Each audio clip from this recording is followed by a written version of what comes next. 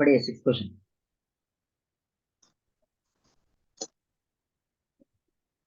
Hello वो पढ़ रही हूँ या हम पढ़ना? नियश क्लास में अब पढ़िए। Consider the following in relation to Government of India Act 1919. Relation to Government of India Act 1919. Government of India act 1919 के बारे में पढ़ना है अपने को। So let us go to the data first, then we'll come back to the question. Now please read 6th one. Government of India Act 1919. This act is also known as Montagu-Chelmsford Reform. Montagu was Secretary of State for India and Lord Chelmsford was the Viceroy of India. तो पहले secretary of state का नाम लिखते, फिर viceroy का नाम लिखते।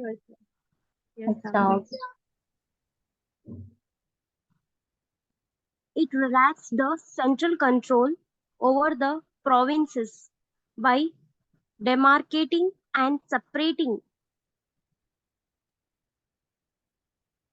the central and provincial subject on which budget would be framed. माने जो सेंट्रल कंट्रोल है वो कम कर दिए, ठीक है। Yes. और बजट्स को टॉपिक्स को डिवाइड कर दिए। Yes, sir. उसके बाद मतलब प्रोविंसेस को दिए। सेंट्रल गवर्नमेंट जो रहती, it relax the central control over the provinces, माने सेंट्रल गवर्नमेंट का जो कंट्रोल है आज का स्टेट, प्रोविंसेस माने आज के स्टेट, जी, by demarcating the divisions, central and provincial subjects बनाए, उसमें दो लिस्ट बनाए, सेंट्रल लिस्ट बनाए, प्रोविंशियल सब्जेक्ट्स बनाए। माने सेंट्रल की जिम्मेदारियां अलग, प्रोविंसेस की जिम्मेदारियां अलग। उसके बाद It further divided the provincial subjects into two parts, transferred and reserve, thus establishing diarchy, dual government at provincial level. सो क्या है, ये सबसे ज्यादा कंफ्यूजिंग है। It's all simple. जिम्मेदारी सेंट्रल गवर्नमेंट प्रोविंसेस को कंट्रोल करती थी, बहुत पहले बहुत ज्यादा कंट्रोल करती थी। तो गवर्नमेंट ऑफ इंडिया एक्ट 1919 से क्या है, कंट्रोल कम हो गया। पैसा कम हुआ, दो सब्जेक्ट्स बनाए, one is your central subjects बनाए और प्रोविंशियल सब्जेक्ट्स बनाए। फिर प्रोविंशियल सब्जेक्ट्स माने स्टेट सब्जेक्ट, स्टेट के जिम्मेदारियां जो आते, फिर स्टेट के जिम्मेदारियों को दो लिस्ट बनाए, फिर एक ट्रांसफर्ड लिस्ट बनाए, रिजर्व लिस्ट बनाए। और इन दोनों को जब लिस्ट ट्रांसफर्ड और रिजर्व सब्जेक्ट बनाए उसको बोलते थे dyarchy, that is dual government. Yes, sir. Sir ये ट्रांसफर और रिजर्व मतलब माने एक जनरल मिनिस्टर्स के पास, रिजर्व माने वो गवर्नर जनरल के पास होते। Next, It introduced for the first time bicameralism and direct election in the country. तो पहली बार इंडिया में क्या है, बाइकैमरलिज्म माने अपर हाउस लोअर हाउस का कॉन्सेप्ट आया। इससे पहले क्या था, खाली काउंसिल चलते थे बस। लेकिन गवर्नमेंट ऑफ इंडिया 1919 से सबसे पहली बार क्या आया, बाइकैमरलिज्म और डायरेक्ट इलेक्शन आए। लिमिटेड थे लेकिन डायरेक्ट इलेक्शन थे। Next, Thus, the Indian Legislative Council was replaced by a bicameral legislature consisting of an upper houses, Council of State, and lower house Legislative Assembly. तो जो एक पहले एक ही घर था, खाली एक ही रूम था, इसको क्या करे अब एक लेजिस्लेटिव असेंबली बना दी, ठीक है। अपर हाउस लोअर हाउस हो गया, upper house council of state बन गया और लोअर हाउस लेजिस्लेटिव असेंबली। के बाद It created a new office of the High Commissioner for India in London. So it created a new office for High Commissioner for India in London. के बाद It provided for the establishment of a Public Service Commission. Hence, a Central Public Service Commission was set up in 1926 for recruiting civil recruiting servants. Civil servants. आप जब अपन TSPSC के लिए पढ़ रहे थे, ये टीएसपीएससी का कॉन्सेप्ट तो सबसे पहले कब आया? 1919 से आया। 1926. 1919 से आया, उसकी तैयारी Yes. करे थे, सेटअप करे तक 1926 हो गए। Yes, sir. ठीक है, so let us go to the question. Question क्या था? गवर्नमेंट ऑफ इंडिया 1919 के बाद बारे में था। Yes, sir. Let us go to the options. Sixth question. Okay, please read the options now. It introduced for the first time bicameralism and direct election in British India. Correct or wrong? जी Right. Sir सही. Okay. It B, abolished the diarchy at provincial level as it was unsuccessful in implementation. Wrong. correct है wrong है? Wrong. Wrong. Wrong. Wrong क्यों wrong है? Abolish established हुआ. Abolish Abolish नहीं नहीं, हुआ. establish हुआ। Establish. Yes. Okay, next. It created a new office of the High Commissioner for India in London. Right. Okay, next. It separated for the first time provincial budget for the central From budget. the. Ji Central budget. So correct है wrong है? सही है. Correct. ठीक है, correct है। तो अपने को खाली एक मालूम है, B wrong है। Yes, sir. माने B जी. wrong है। Once B is Fourth wrong, one. ये भी eliminate, ये भी eliminate, ये भी eliminate। तो correct answer is 4। A, C, D. Clear a point? Yes, sir. Yes, sir. चलो, we go to the next question। 7th question क्या है? Which of the following constitutional committees are correctly matched with their respective chairperson? Correctly match with the respective chairperson। मानो जो constituent assembly थी, 22 कमेटियां बनाए थे जब, इसमें Yes, 10 sir. कमेटियां 12 कमेटियां 10 से 12 कमेटियां सब्सटैंटिव कमेटी थी, बाकी प्रोसीजरल कमेटीज थे। Yes, तो sir. उसके हेड्स को देखो, बोलो पहले let us see the committees.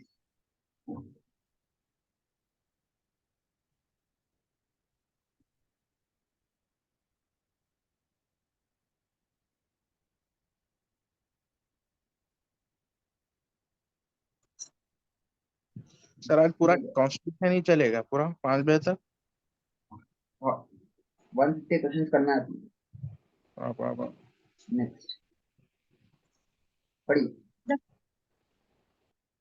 The Constituent Assembly appointed a number of committees to deals with different tasks of constitution making, major committees and heads. सबसे ज्यादा इंपॉर्टेंट ड्राफ्टिंग कमेटी है Yes, Dr. B.R. Ambedkar. Doctor B R Ambedkar. उसके बाद में union powers and union constitution. Union का जो भी नाम आया Jawaharlal Nehru. Jawaharlal Nehru. Union जब भी नाम आया Jawaharlal Nehru. Provincial committee, provincial constitution Sardar Sardar Patel. Rules of procedure Rajendra Rajendra Prasad. States committee Jawaharlal steering committee Rajendra Prasad. Rajendra Prasad. ये थोड़े कमेटीज थे, इसमें ज्यादा नहीं दिया उन्हें, क्या बोलते हैं, बहुत सारे 22 कमेटियां थे, इसमें जो इम्पोर्टेंट है वो दे दिया उन्हें। ठीक है, let us go to the question.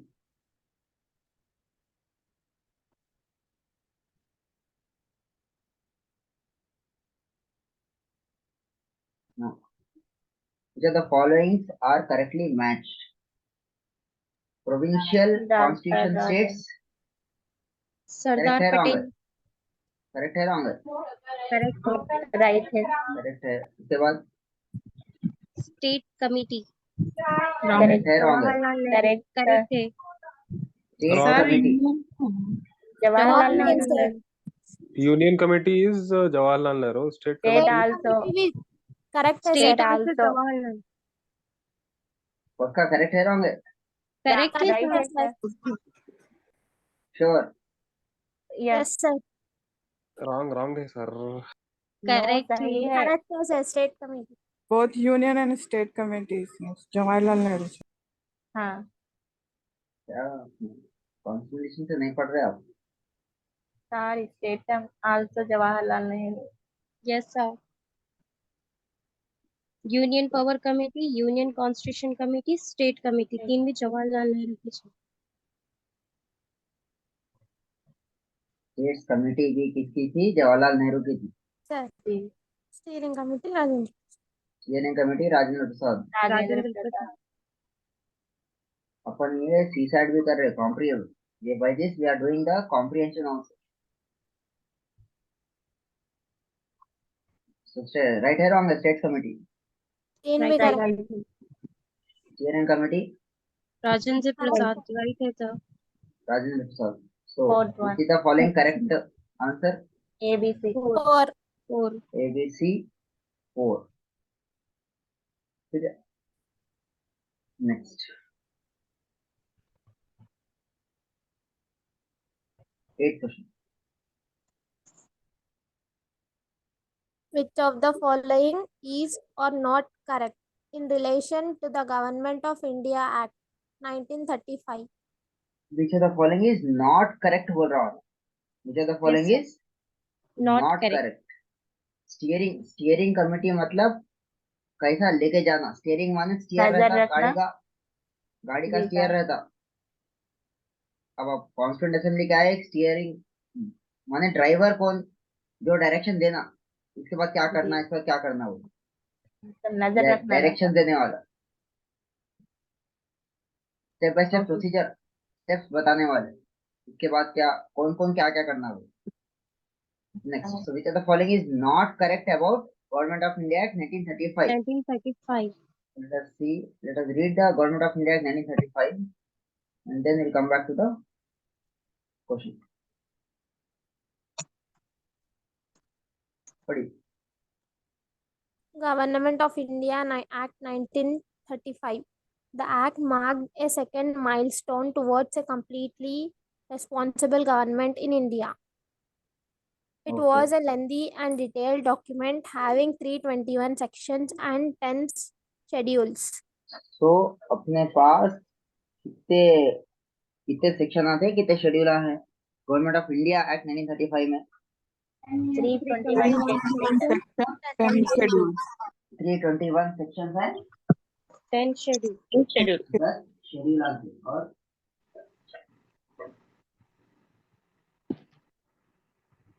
As long one of major source of our present constitution. तो सोर्सेस ऑफ द कॉन्स्टिट्यूशन अपन पढ़ लिया। Yes, sir. Next, features of the act क्या क्या है? Provided for the establishment of an all India federation consisting of provinces and princely state as units.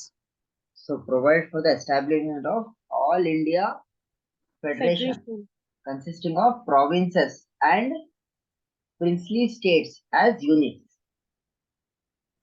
ठीक है, इसके बाद However, the federation never came into such ऊपर करिए उसको, being as a princely state did not join it. princely state did not join it। However, the federation never came into being as the princely states did not join it। Join it. ठीक, इसके बाद The act divided the powers between the center and unit in terms of 3 lists: federal list, provincial list, and the concurrent list. so the act divided the powers। जो government of India 1935 act थे उसमें क्या है, 3 list दिया था, federal list, provincial list, concurrent list. Concurrent list. और इसमें से आज अपन क्या बना दिया, इसको फेडरल लिस्ट को यूनियन लिस्ट बना दिए, list 1। Unit list by provincial को स्टेट लिस्ट State बना list. दिए, लिस्ट 2। concurrent. Yes, sir. और कॉन्करेंट को लिस्ट 3 बना दी। कॉन्करेंट ही रखे। It is like Yes, this. sir. ये है सर सर ये List one. प्रोविंसेस और प्रिंसली स्टेट अलग अलग सर. प्रिंसी से राजा रजवाड़े, प्रोविंसेस अलग, दो ही अलग रहते थे states। सर जब. यस, 3 रहते थे, प्रोविंसेस, प्रिंसली स्टेट्स और ब्रिटिश इंडिया। अच्छा ये लिस्ट 3। फिर ये प्रोविंसेस ब्रिटिश इंडिया के अंडर कंट्रोल है status. Yes. Okay. Residuary powers are given to the viceroy. India में अब एट प्रेजेंट रेसिड्यूरी पावर्स कौन से आर्टिकल में है?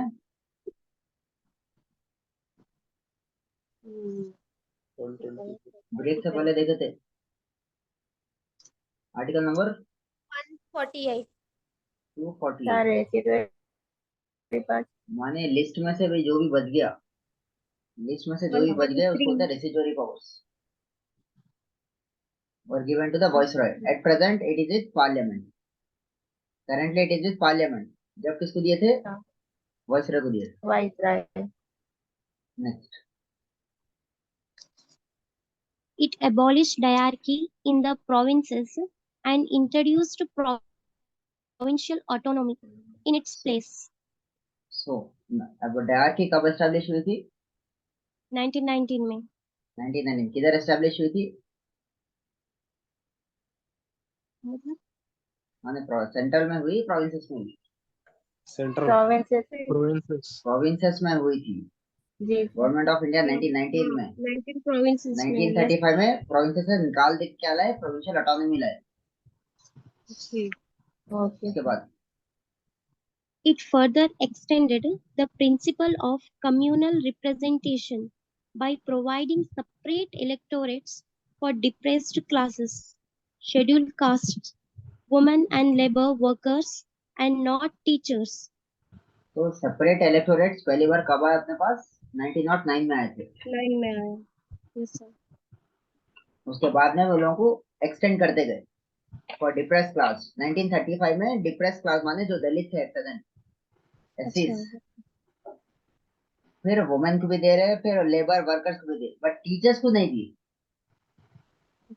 सेपरेट इलेक्टोरेट्स को टीचर्स में नहीं, टीचर्स को सब इंक्लूड नहीं करे सेपरेट इलेक्टोरेट्स में। माने एरिया में कोई पूरे मेजोरिटी टीचर आए तो टीचर खड़े ना, टीचर इन वोट डालना, वो टीचर्स को नहीं मिला। Yes, sir. ठीक है। Next. It provided for the establishment of a Reserve Bank of India to control the currency and credit of the country. Provide for the establishment of RBI. Next. It provided for the establishment of a Federal Public Service Commission and Provincial Public Service Commission and Joint Public Service Commission. So, government of India act 1919 से भी service commission आया था, public service commission. Yes, sir. वो common public service commission था, लेकिन 1935 से क्या हुआ? फेडरल माने आज का यूपीएससी, फेडरल माने आज का यूपीएससी, और प्रोविंशियल माने आज का टीपीएससी, टीएसपीएससी। Okay. और जॉइंट पब्लिक सर्विस कमीशन माने अगर नया स्टेट बना तो स्टेट्स का जो जॉइंट रहता है उसको बोलते हैं joint public service commission. India में ये दो कॉन्स्टिट्यूशनल बॉडीज है, याद रखिए। एक आज के दिन ये दो कॉन्स्टिट्यूशनल बॉडीज है। Yes, sir. Joint public service commission statutory body है, ठीक है। Okay. माने कानून लाके बनाए से स्टैट्यूटरी बॉडी। तो पढ़िए। तो let us go to the question now. Sir communal representation माने खाली मुसलमानों को रिलीजन के बेस पे देना। मुस्लिम वाले मुस्लिम को वोट डाल सकते हैं, हिंदू वाले हिंदू को डाल सकते हैं, वैसे। पढ़िए क्वेश्चन। कौन सा क्वेश्चन है अपने? 8 वन। नॉट करेक्ट बोल रहा हूँ, not correct. Yes, sir. It provided for the establishment of an all-India federation consisting of a provinces and princely state as unit, which did not realize in reality. Correct है, wrong है? Right और wrong? Right और wrong? Wrong है sir. Question समझ नहीं आया sir. Concept समझे नहीं समझे? पहली बात तो कॉन्सेप्ट नहीं समझे तो इधर ही शुरू में सुनते नहीं आप लोग।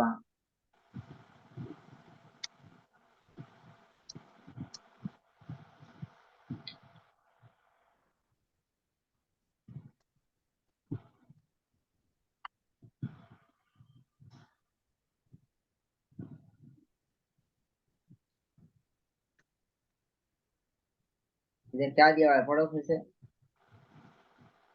Provided for the establishment of an all India federation consisting of provinces and princely state as units. Right, sir. Right. तो अब समझ में आया ना क्वेश्चन? जी सर. पहले सुनते नहीं, कॉन्सेंट्रेशन में क्या क्या दूसरे काम कर रहे हैं, खाली सुन रहे क्लास, या दूसरा भी मल्टीपर्पज वर्क कर रहे हैं? No, sir. So फिर ये नीचे क्या बोल रहा है? Which did not realize in reality. माने हाँ, वही प्रिंसली स्टेट्स उन लोगों को साथ नहीं दिए, तो did not realise in reality, माने बोलने का तरीका है, उन लोग प्रपोज करे थे लेकिन प्रिंसली स्टेट्स हट गए पीछे, तो आया ही नहीं, वो प्रैक्टिकली नहीं बना, इसलिए कंफ्यूज है सर. फेल हो गया, ये आइडिया सेंटेंस. फेल हो गया। Okay. Next, It provided separate electorate for depressed classes, scheduled caste, women and teacher. Wrong है, Not teacher teacher. नहीं है उसमें. टीचर्स नहीं है। Wrong. Yes, sir. It provided for the establishment of Imperial Bank of India, the largest public bank of that time. Correct. Yes. Correct है, wrong है? Right. Right, sir. Imperial bank, बाद Imperial में क्या Bank क्या? means State Bank of RBI. India. RBI. RBI ना, Reserve R- Bank of India. RBI. RBI. जी Yes, sir. sir. Okay. लेकिन वो टाइम पे भी उसको आरबीआई ही बोलते थे मेरे पास। जी सर, लेकिन- RBI ही बोले थे वहाँ पर पेज में. लेट अस सी, ये डाउट है सी में, लेट अस सी। उसके Okay. बाद It provided for the establishment of Federal Public Service Commission and Provincial Public Service Commission and Joint Public Service Commission. Right, Right. sir. तो C भी right है What's sir. your D? तो ये भी right है, तो जी. अपने जो पूछ रहा हूँ ना, नॉट करेक्ट पूछ रहा हूँ। जी. नॉट करेक्ट माने एक अपने को मिल गया, not D. Correct. Yes, sir. ठीक है, तो आंसर इज बी। उसको Imperial Bank of India, also known as Reserve Bank of RBI. India. State Bank में हो. और State Bank, Reserve Bank of India. जो आप जब कॉन्सेप्ट पढ़ रहे तो ध्यान से सुनो, एसबीआई का जिक्र हुआ क्या उधर? नहीं. नो. अपने दिमाग से कुछ भी ना को रखो, जो जी. जो कॉन्सेप्ट पढ़ रहे तो उसी में रहो बस। आरबीआई ही जिक्र करे, एसबीआई का कोई जिक्र ही नहीं हुआ, तो कहां से लाते आरबीआई एसबीआई को? नेक्स्ट क्वेश्चन क्या है? Match the following ministers of first cabinet of independent India with their portfolio. तो पोर्टफोलियोस माने ministries. Yes, sir. Let us see the first cabinet of free India, इसको क्या मिला था?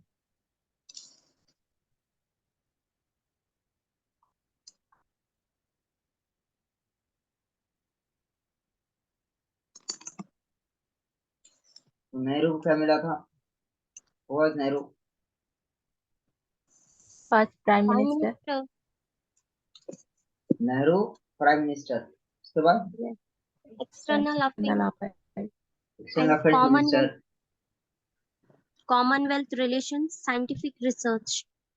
तो Jawaharlal Nehru got prime minister, external affairs and commonwealth relations and scientific research. Vallabh Bhai Patel Home Minister. Home, Information information, broadcasting and states. States. Rajendra Prasad Food and Agriculture Minister. Food and agriculture minister. उसके बाद Maulana Abul Kalam Azad, Education Minister. Education minister. उसके बाद Dr. John Mathai, Railway and Transport Minister. Railway and transport Transport. Minister. R.K. Finance किसे मिला? Shamugam Shetty. Shanmugam Shetty. ये पूरे first minister हैं, देखो याद रखो, Yes, sir. ये पूरे के पूरे पहले मिनिस्टर थे। पहला प्राइम मिनिस्टर, पहला एक्सटर्नल अफेयर्स मिनिस्टर, पहला scientific research minister, first home minister, first information and broadcasting state minister, first food and agriculture minister, first education minister, first railway and transport minister, first finance minister, first law minister Dr. B. Ambedkar. Doctor B R Ambedkar, first labour minister, Jagjeevan Ram. First defence minister, Sardar Baldev Singh, First Health Minister. Rajkumari Amrit Kaur, First Commerce Minister. C.H. Baba, First Communication Minister. Rafi Ahmad Kadwai, First Industries and Supplies Minister. Dr. Shyama Prasad Mukherjee, First Works, Mines and Powers. V.N. Gadgil, V.N. Gadgil. Sir ये सारे याद रखना या important है इसमें से? पूरे तो पूरे याद है, याद रखना। क्या पूछता नहीं मालूम आपको। आज का पहले ये थे तो आज के इनो है, तो पहले फर्स्ट कौन सा पूछता हूँ घुमा फिरा के। अच्छा, समझ में आ रहा? जी क्लियर पॉइंट याद रहता। Let us go to the question.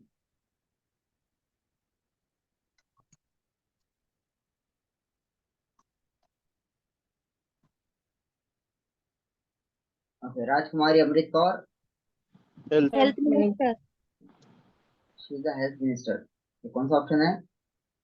5 health 5। उसके बाद कोई Shyama B4 Prasad Mukherjee, industry supply. Industries Industry, and supply. John Mathai railway and transport, Railway and Transport, first one. John Mehta, मिठाई रेलवे में बैठे मिठाई खा रहा हो। Shanmugam Shetty, Finance Minister, finance, Shanmugam Shetty, finance. Finance Minister, one So what will be the right option? One A5, A5।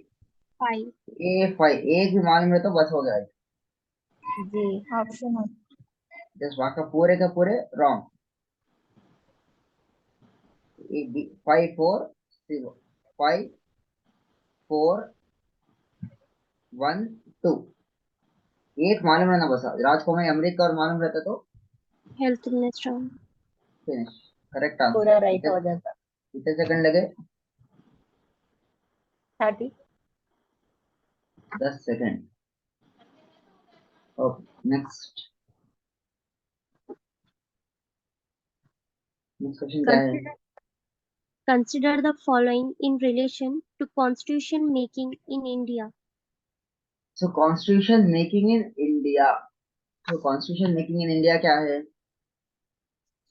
Constituent Assembly, constitution making माने constituent assembly के बारे में पढ़ना, हेड कौन है, तो पूरी थोड़ी कहानी देखना पड़ता है। लेट अस सी द कहानी then come to the question. जी सर। कहानी सुनो सही। इंशाल्लाह। शुरू का और लास्ट का उड़ा देते, बीच का याद रख लेते। क्वेश्चन जी ना सर। शुरू और लास्ट में जाते। पढ़िए।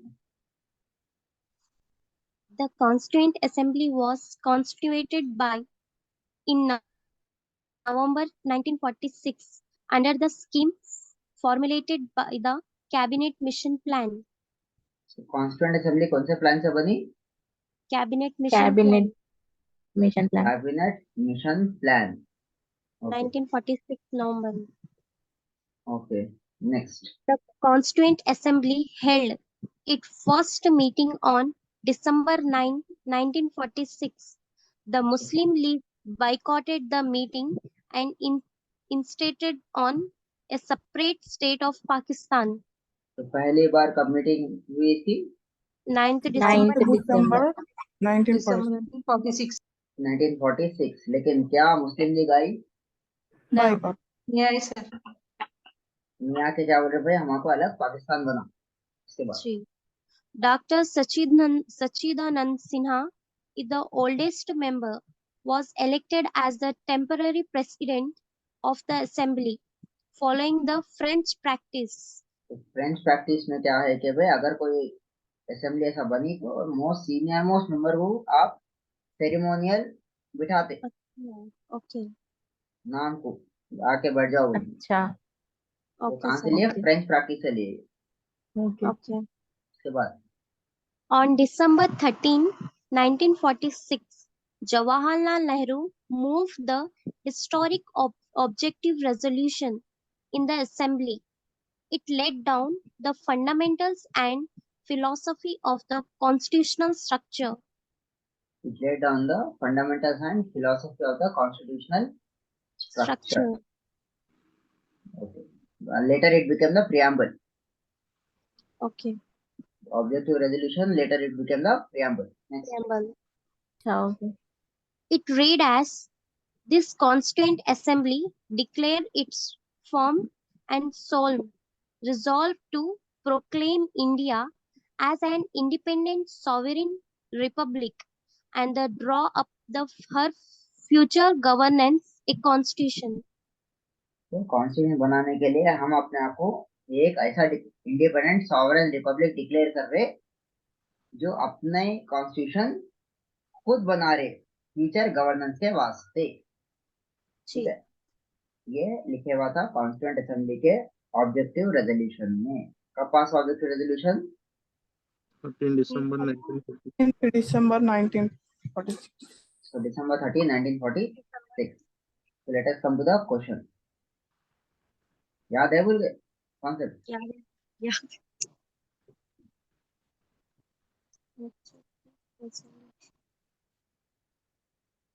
पढ़िए 10.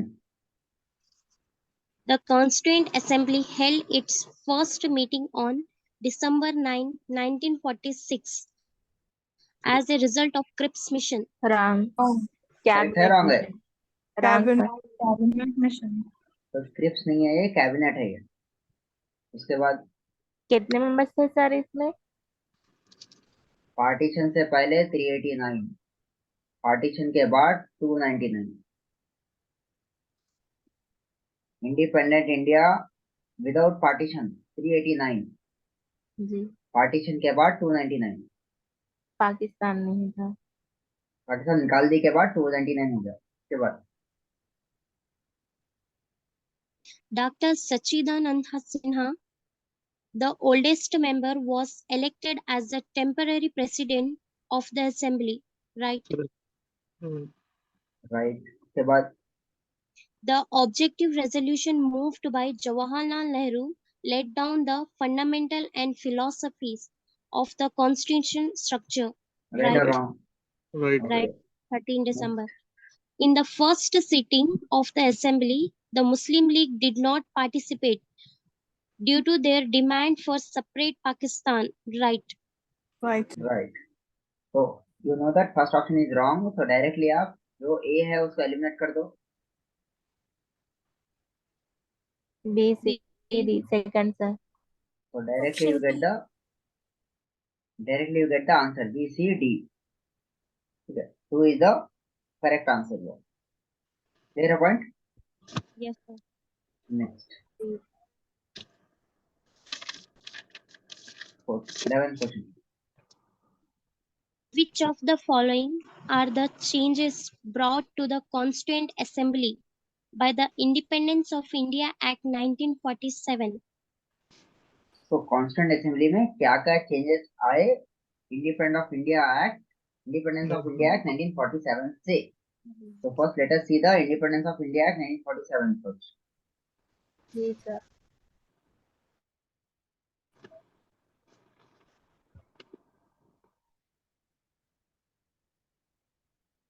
तो पढ़िए। Changes by the Independence of India Act 1947 to the Constituent Assembly.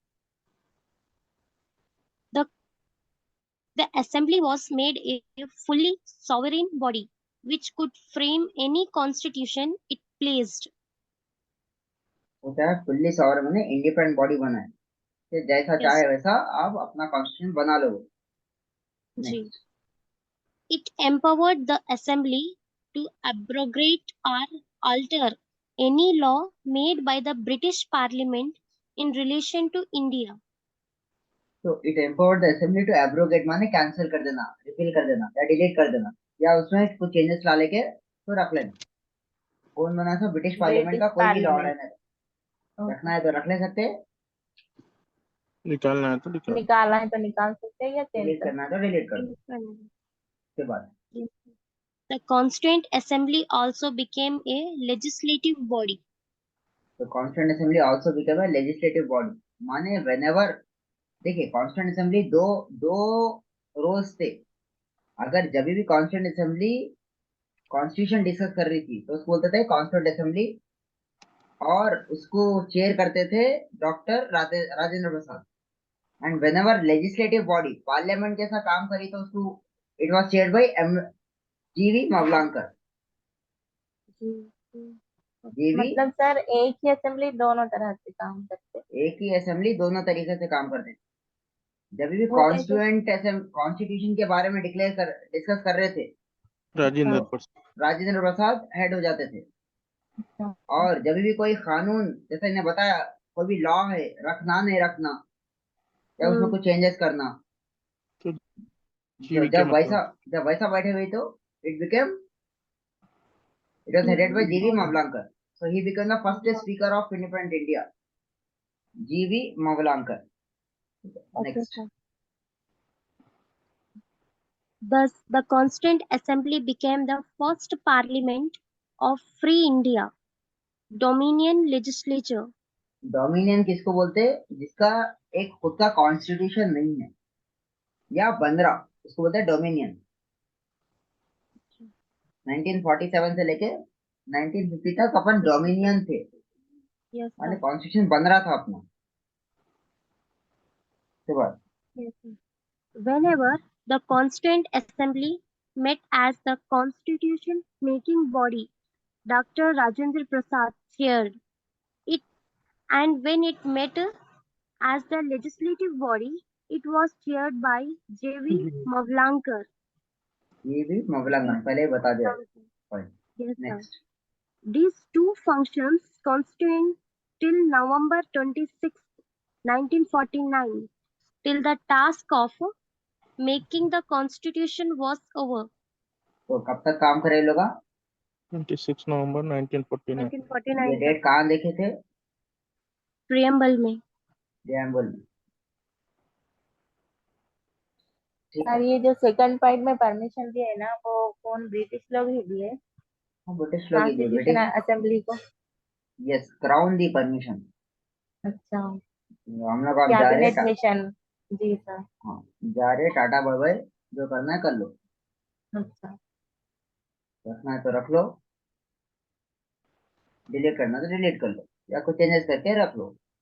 इतना अच्छा बोले सर, उन्होंने पहले तो बहुत सताए फिर। हाँ, जाते हैं सब अच्छे बन जाते हैं।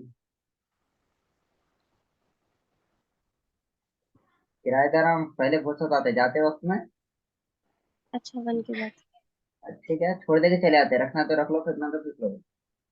जी। नेक्स्ट।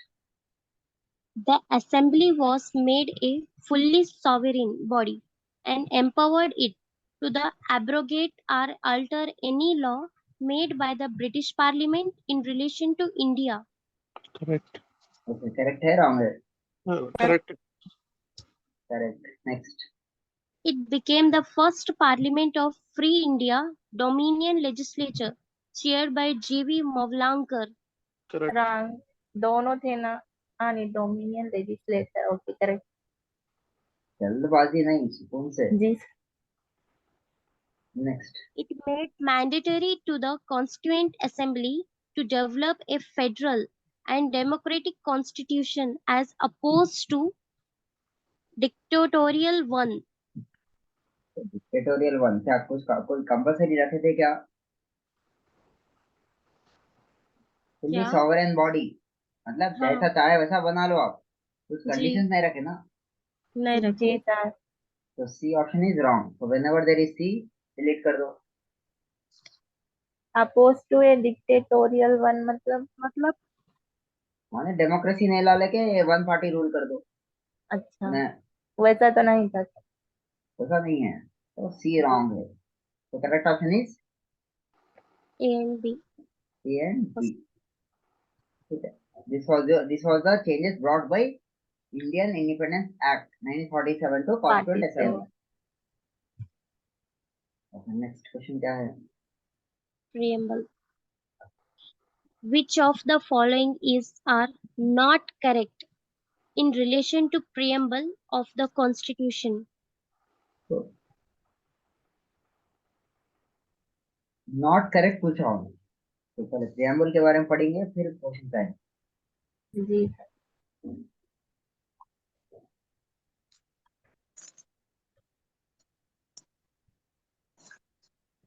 सर ये दूसरे सब्जेक्ट के भी सेम ऐसी है क्या सर ऑब्जेक्टिव? यस। ओके, तो शेयर कर दो सर। सर, ऑलमोस्ट कवर हो जाता होगा नहीं ये बुक से। आई डू नॉट नो, तो this is the most important है। आए तो गुड, नहीं आता तो गुड। नहीं तो सी तो जिंदाबाद। नेगेटिव मार्किंग इंशाल्लाह तो नहीं है, सी। नेगेटिव मार्किंग जी तो नहीं है जी सर, आज। सी को जिंदा रखना है। Please read preamble. The preamble. It is based on the objective resolution drafted and moved by Pandit Nehru and adopted by Constituent Assembly. Adopted by constituent assembly. तो प्रियम्बल का पुराना नाम Objective resolution. कब पास करे थे? 13th 13 November दिसंबर 1946. Sorry, 13th December दिसंबर 1946. 46. 13 दिसंबर 1946 1946. के बाद The preamble embodied the basic philosophy and fundamental values, political, moral, and religious, on which the Constitution is based. Okay next.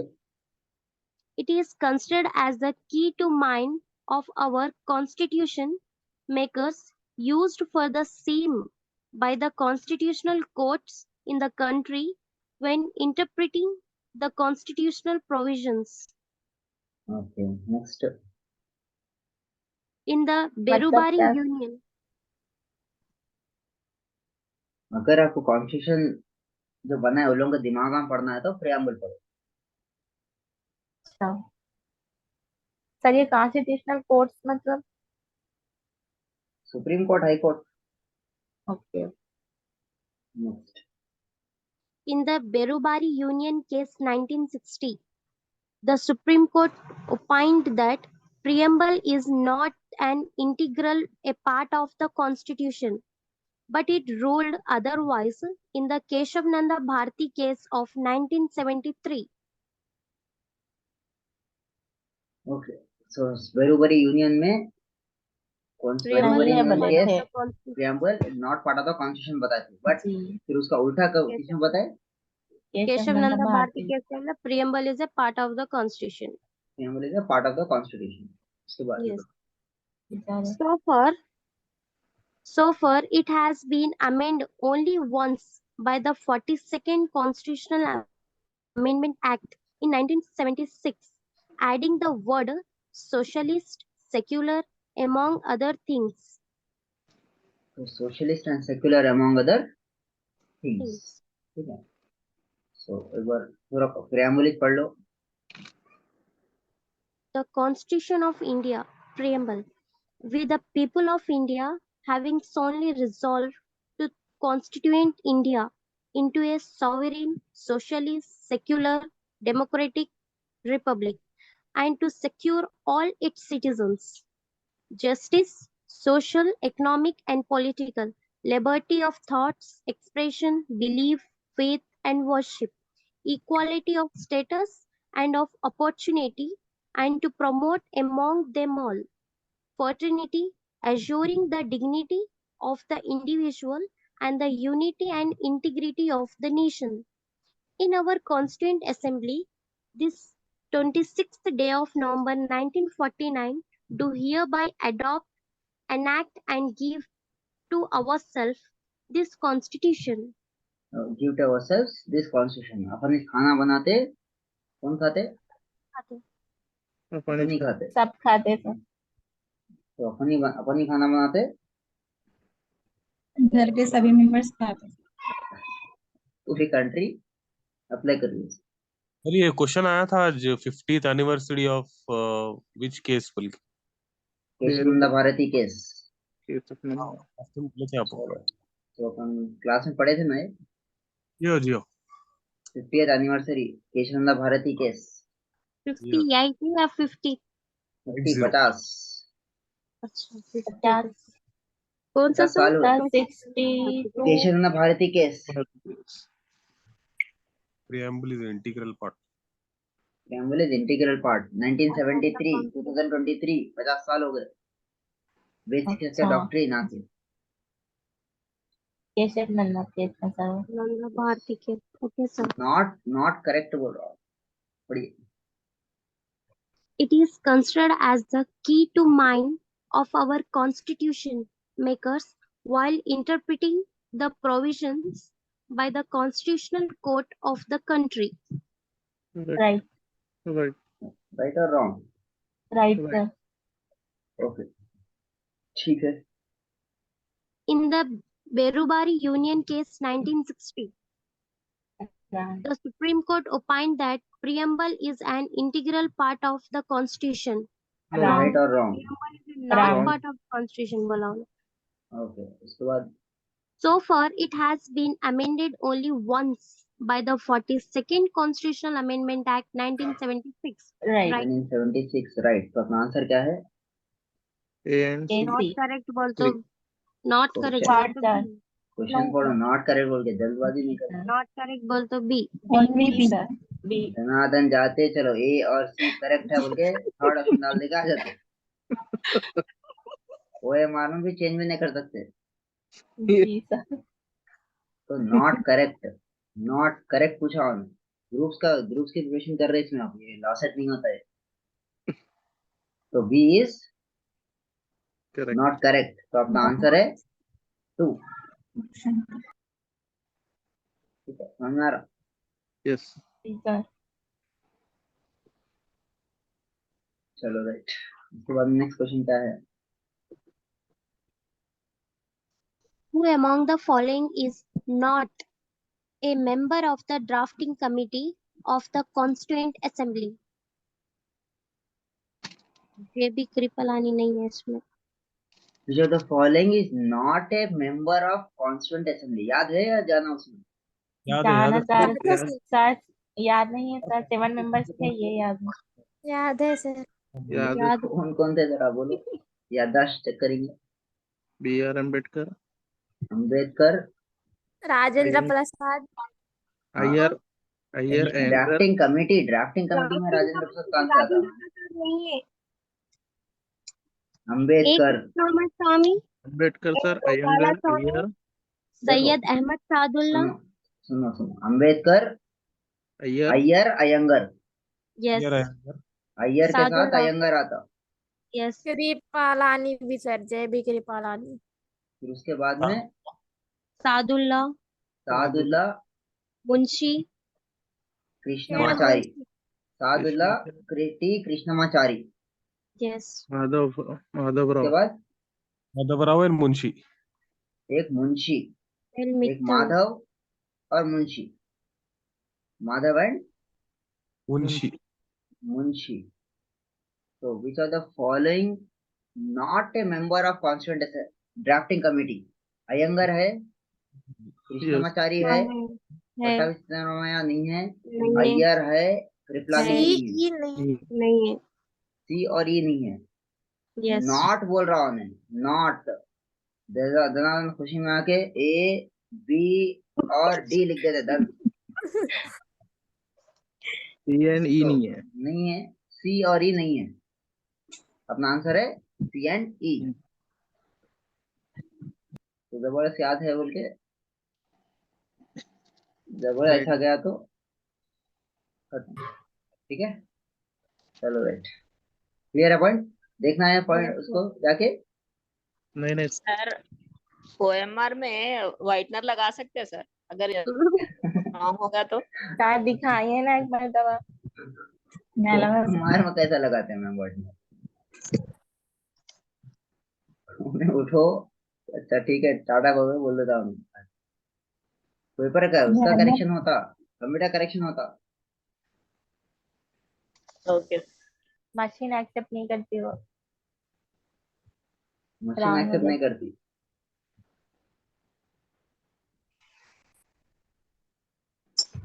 कौन कौन है देखो, अम्बेडकर कब बनी? अगस्त 29 1947 को बना थी। Okay sir sir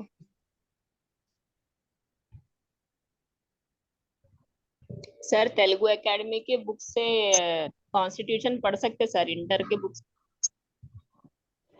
constitution Telugu academy पढ़ो, मैं तो शुरू से वही बोल रहा हूँ, तेलुगु एकेडमी पढ़ी है। तेलुगु एकेडमी के बुका ही बेस्ट रहते। इंटर तक पढ़े तो बस है सर, ने डिग्री का भी पढ़ना। डिग्री डिग्री लेवल है। सर ये रिप्लेस हुए तो भी याद रखना। नहीं, जरूरत नहीं। सर आपको आइडिया है सर गुरुकुलास के लिए कहाँ तक पढ़ना सर, डिग्री तक के ना इंटर तक, कुछ ऐसा? पोस्ट क्वालिफिकेशन के क्या है? हिसाब से टीजीटी क्वालिफिकेशन देखो। सीजीटी अलग। ओके ठीक है, अंबेडकर, अयंगर, अय्यर, मुंशी, सादुल्ला, माधवराव, कृष्णमाचारी, फिनिश। जी सर। तो 29 अगस्त 29 1947 को बनाए थे। जी। Drafting committee took less than 6 months.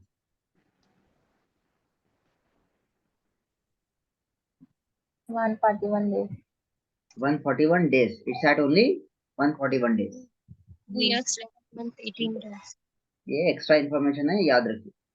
ठीक है, नेक्स्ट डायरेक्टली 14 क्वेश्चन पे आ जाएंगे। Next, Enforcement of the Constitution. Next Enforcement of Constitution. Some provisions of the Constitution pertaining to citizenship election, provincial parliament, temporary and transi- trans- transitional transitional provisions, and short title contained in Article 5, 6, 7, 8, 9, 60, 324, 366, 367, 379, 380, 388, 391, 392, and 393 came into force on November 26, 1949 itself. तो अपना जो constitution बना 26 नवंबर 1949 को, थोड़े चीजा जब with effect में ला लिए, उसके बाद बाकी का पूरा कॉन्स्टिट्यूशन 26 जनवरी को लाए नेक्स्ट ईयर, लेकिन थोड़े सर चीजें जब रीजन का क्या जब था इफेक्ट में ला ऐसा? लिए। क्या बोले? मतलब रीजन क्या था सर? तो कुछ इंडिया बन गया ना, इंडिया बन गया। इंडिया बने तो कौन इंडियन मालूम है ना। हाँ जी सर। Citizenship. Yes, sir. 5 से लेके 9 तक सिटीजनशिप के आर्टिकल है। Yes, sir. 60 प्रेसिडेंट का आर्टिकल है। 324 इलेक्शन है, इलेक्शन कमीशन का आर्टिकल है। 366 अडल्ट फ्रेंचाइज है, सफरेज, वोट डालने का हक है। 367 है बेसिक डेफिनेशंस। 379 380 ये पूरे निकाल दिए। 393 है। 392 क्या है, डिफिकल्टीज निकालने के लिए। 393 कॉन्स्टिट्यूशन ऑफ इंडिया को कॉन्स्टिट्यूशन ऑफ इंडिया बोलना बोल के तो सर ये बताया। बाद में जरूरी ऐड थे हुए सर। है ना सर 390? बाद में एक बार कौन बोले बाद में ऐड हुआ बोल के, ये लागू कर दिए 26 नवंबर को। जो नहीं बताया वो अपने से दिमाग से मार लेंगे। उसके बाद में next point, The remaining provisions, the major part of the Constitution, came into force on January 26, 1950. This day is refers to in the Constitution as the date of its commencement and celebrate as the Republic Day. Celebrate as the Republic Republic Day. ठीक है, तो समझ में आ गया। Let us go to the question now. Ji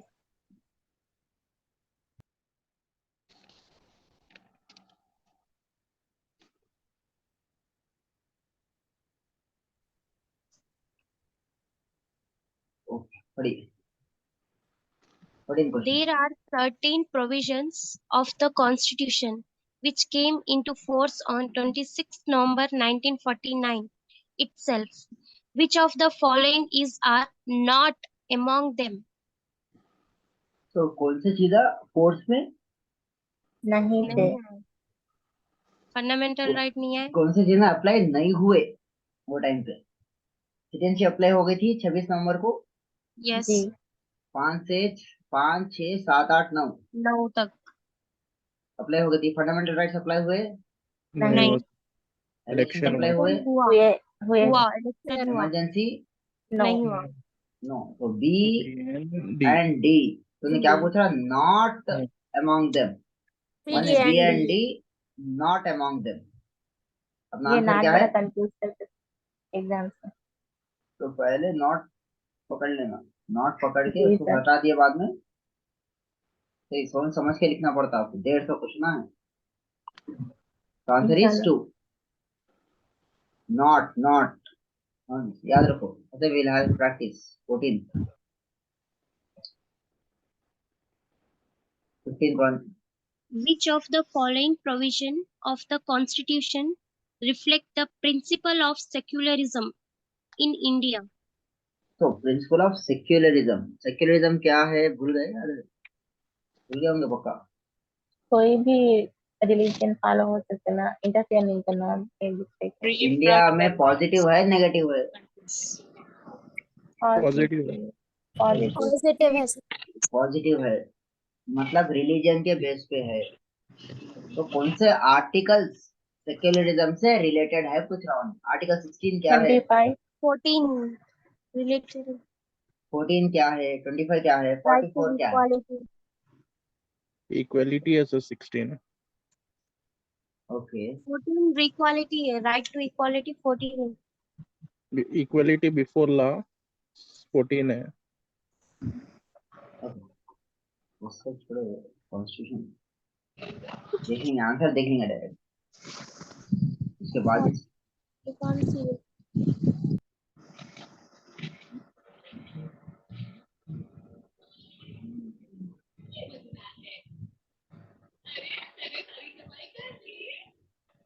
fifteen पर पढ़िए।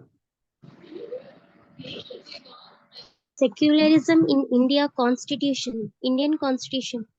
The Constitution embodied the spirit of positive secularism, where state honors all religions equally and keep equal distance from the same.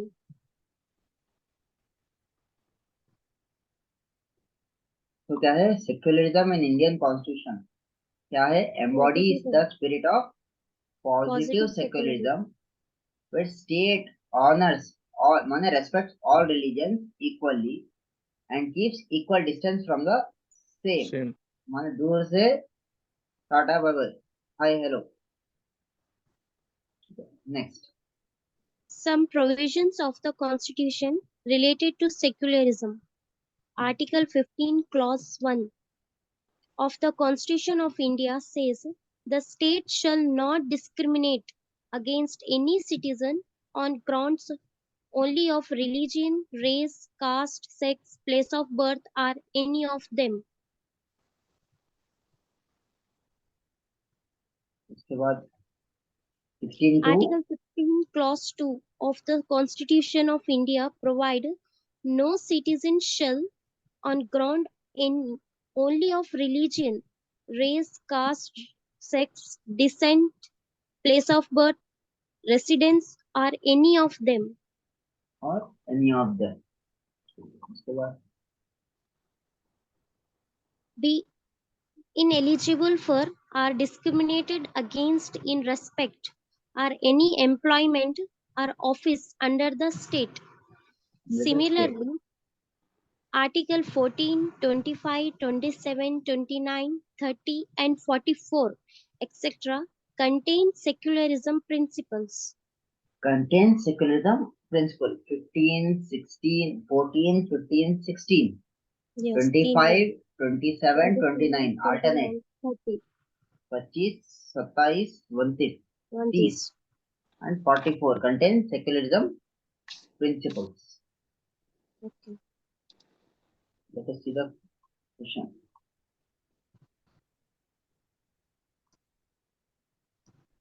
तो बोलो 15, 16, 17. 16 है, Yes, sir. 14 है, 14 है भी sir. है. Yes, sir. 25 25 भी है, है. Yes, sir. 44 भी है.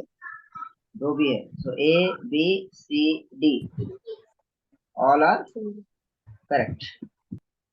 So correct option is D. 4, A, B, C, D। 16 वाला Arrange the Sir, following languages. Hello sir 16th one नहीं है ना सर? है ना 15, है 16. ना 15 क्लॉज 1 16 16 क्लॉज 1 पढ़े ना, अभी अपना ध्यान नहीं देते। हाँ सर ये पढ़ लिए, सॉरी। उसमें अभी प्रिंसिपल्स में देखे थे हम तो नहीं देखे। पहले क्या पढ़े अपन? 15 16 पढ़े सर। 15 क्लॉज 1 16 क्लॉज 2 देखे ना, देखे 16। देखे सर। ये अपन डीप में जा रहे, हाल ही में क्वेश्चन डिस्कस नहीं कर रहा हूँ, पूरा पूरा डीप में जाके बोतल आके बाहर आ रहे। तो क्वेश्चन बहुत ध्यान से सुनो, पूरे पूरे के पूरे इंपॉर्टेंट है। ये एक ये डायरेक्टली नहीं, मैं तो बोलता हूँ डायरेक्टली क्वेश्चन आते बोलता हूँ, मैं करा रहा हूँ तो। आए तो अच्छा है सर इंशाल्लाह। आते जाते कैसे नहीं आते। तो 16 वाला पढ़ लो अभी इधर से। The constitutional provision relating to the 8th schedule occur in Article 344 Clause 1 and 351 of the Constitution.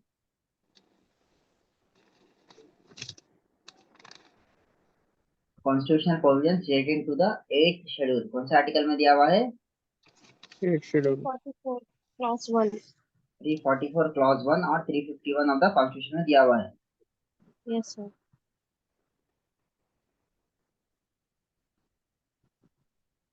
उसके बाद 8th schedule to the Constitution consists of the following 22 language. First, 8 Assami. Schedule में 22 लैंग्वेजेस है। कौन से?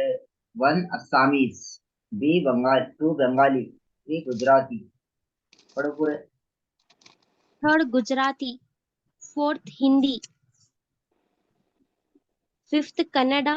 Sixth, Kashmiri. Seventh, Konkani. Eighth, Malayalam. Ninth, Manipuri. 10th, Marathi. 11th, Nepali. 12th, Oriya. 13th, Punjabi. 14th, Sanskrit. 15th, Sindhi. 16th, Tamil. 17th, Telugu. 18th, Urdu. 19th, Bodo. 20th, Santhali. 21, Methali. 22, Dogri. 22 Dogri. तो इसमें पहला first one क्या है? What the first one? Asami. Asami. Assami. Second one sir ये Bengali. Otherwise है क्या same? Sir ये sequence में है सर लैंग्वेजेस है एक मिनट चेक कर रहा हूँ कॉन्स्टिट्यूशन में। क्योंकि तो सर जब वो बोले थे 21 22 तेलुगु उर्दू बोले थे और 6th हिंदी बोले थे सर। 6 हिंदी बोले थे। अरे नेपाली। चेक करने दो सबर। Okay sir.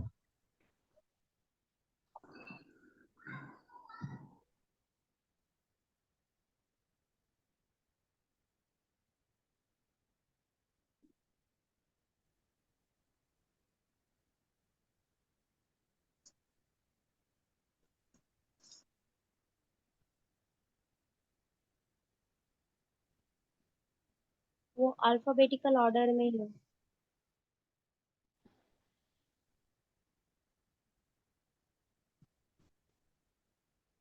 की देते, यही प्रॉब्लम कर देते। आर्टिकल 3 पार्टी 4 मैं कॉन्स्टिट्यूशन से पढ़ना रहता था। 344 Clause 1. 3 party 4 schedule 8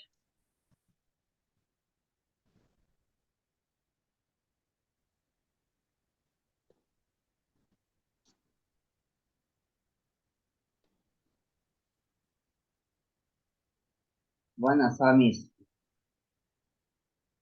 2 bengali, bodo, 4 Dogri, Gujarati 5, Hindi 6। ये याद रखो। Okay it is not right. Hindi 4 Dogri ये क्या है, कब ऐड करे बोल के दी, कैसा वो आगे आगे जैसा है वैसा ऐड करे, लेकिन this is not right. Okay sir. Constitution में जो है वो याद रखना। 1 असमी, 2 बंगाली, 3 पोजीशन पे बोडो है, 4th पोजीशन पे डोगरी है। Fifth position with the Gujarati, Hindi, Kannada, Kashmiri, Konkani, Maithili, 11 Malayalam, 12 Manipuri, 13 Marathi, 14 Nepali, 15 Odia, 16 Punjabi, 17 Sanskrit, 18 Santhali, 19 Sindhi, 20 Tamil, Telugu and Urdu. Sir ये पहले 14 थे ना सर, उसके बाद सिंधी ऐड जो फर्स्ट करे लैंग्वेज थी 18 15 थे पहले, 14 थे। 18 जी 18 पहले 14 थे, 14 थे Yes, sir. फिर 4 14 ऐड करे, फिर 3 ऐड करे, फिर 1 ऐड करे. तो सर Yes, उसका जी सीक्वेंस कैसा लिए कि ना सर इन लोग मीन्स पहले 14 के बाद ऐड करे या बीच में 14 के बीच में? मैं कॉन्स्टिट्यूशन पढ़ा रहा हूँ. कॉन्स्टिट्यूशन का जो सीरियल नंबर है वो याद करो बस. जी तो सर वो ओके अपना दिमाग नहीं खाना उसमें. 1 असमीज है, 2 बंगाली है, 3 बोडो बोलो है, 4 डोगरी है, 5 गुजराती है, 6 हिंदी है, 7 कन्नड़ा है. 6 याद रखो हिंदी, कन्नड़ा, 7 कर्नाटका, 8 कश्मीरी, 9 कोंकणी, 10 मैथिली, 11 मलयालम, 12 मणिपुरी, 13 मराठी, 14 याद रखो non Indian language that is Nepali, Nepali. 15 Odia, 16 Punjabi, 17 Sanskrit, 18 Santhali, 19 Sindhi, 20 21 22, 20 Tamil, 21 Telugu, 22 Urdu. बस इतना. ये सीरियल वाइज याद रखो. कॉन्स्टिट्यूशन में जो सीरियल नंबर दिया है वो ही याद रखो, जो इन्हें सर हमने ये बना. लोग लेटर के हिसाब से लिए सर तो क्या इसके पास वो कॉम्पिटिशन अथॉरिटी है लेटर के हिसाब से लिया हमने? ये जो फीस बनाते हैं लोग हैं, यही प्रॉब्लम है. अपने हिसाब से ले लेते. में जी कॉन्स्टिट्यूशन का एक भी वर्ड इधर ना इधर होना ना उधर होना, ये एग्जाम में पढ़ लेके चले आते बच्चे. जी नंबर पूछ लिया तो गए. क्वेश्चन आता कॉन्स्टिट्यूशन के हिसाब से. तो हमेशा कॉन्स्टिट्यूशन कॉपी हाथ में रखना अपन. समझ में आ रहा? जी sir this is not the right order. Next point पढ़ो. Of these languages, 14 were initially included in the constitution. Sindhi language was added in 1967. Sindhi 15 कब ऐड हुआ? 15 1967. 1967 में. 17 साल के बाद हिंदी ऐड हुआ. उसके बाद Thereafter, 3 more languages, which is Konkani, Manipuri, and Nepali, were included in 1992. तो 3 more languages Konkani, Manipuri and Nepali कब ऐड हुआ? 1992 में ऐड हुआ. उसके बाद Subsequently, Bodo, Dogri, Methali, and Santhali were added in 2004. were added in 2004. Upon amendment पढ़े थे, जो डिटेल में पढ़े थे अमेंडमेंट, जो पूरे को पूरा भूल गए. हिंदी लैंग्वेज कब ऐड हुआ था? 1967 में ऐड हुआ. फिर 92 में 3 ऐड हुए, कोंकणी, मणिपुरी एंड सर नेपाली. 2003 ना सर ये अमेंडमेंट्स कहाँ थे? 2003 है या 2004 अमेंडमेंट में? 3 याद है सर अमेंडमेंट्स में तो पक्का? जी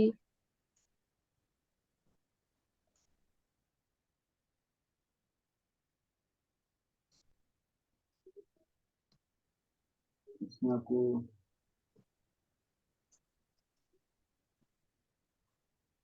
ठीक है, चलो देखेंगे उसके बारे में. 3 है 4 है? शाहज अली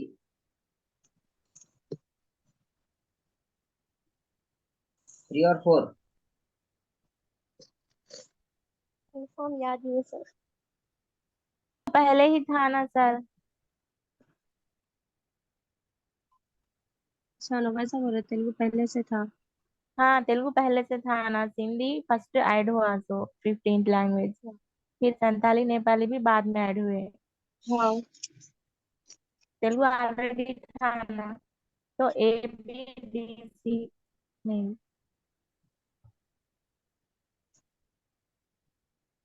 सर आपका सही हो सकता है.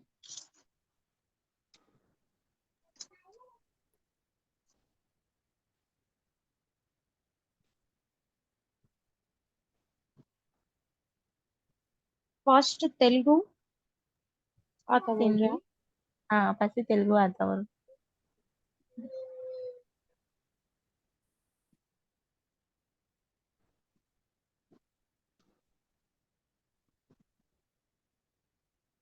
लास्ट संथाली आता है। Last ABC ABC A B D C hmm option 2 सही है, राइट। ये तेलुगु का ईयर क्या है? तेलुगु ऑलरेडी था कॉन्स्टिट्यूशन बनाते वक्त ईयर्स तो इनके याद रखना पड़ता है सिंधी जहर आप के सही बोले, संताली नेपाल क्या आप सही बोले। हाँ वही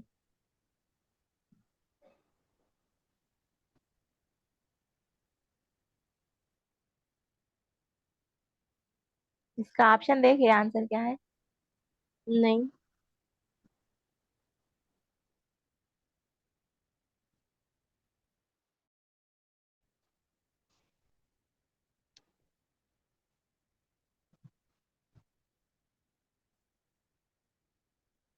ओके सर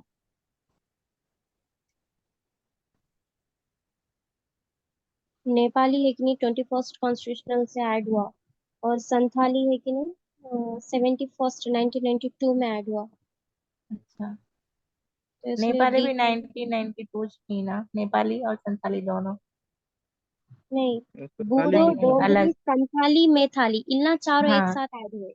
आखिरी बूडो में आई ये डोगरी, लोग हाँ, नेपाली पहले चागा, कोंकणी मणिपुरी नेपाली उन्ना तीनों एक साथ है। 92 में आई हाँ, 92 में ये नेपाल इन लोग जी आए ना जी जी जी, और 93 में इन लोगों, 2003 में। 2003 में लास्ट के चार यस सर, वो थ्री बूढ़ो फोर डोंगरी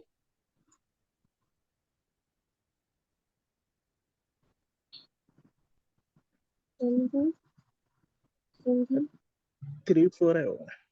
यस, संथाली 4 आना, नेपाली 3। वही ऑप्शन सेकंड हम्म,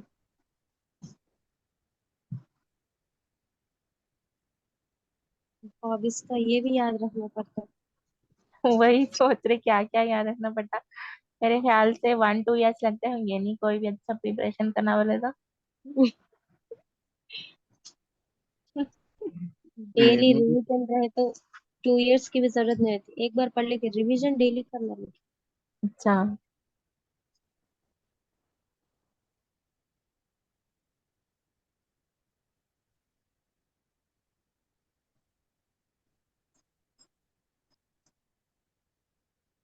आप रिवीजन पीडीएफ से कर लेते नोट्स अच्छा नोट्स बना लेते सर क्लास लेते ना डेली, वही लिख लेते रहते।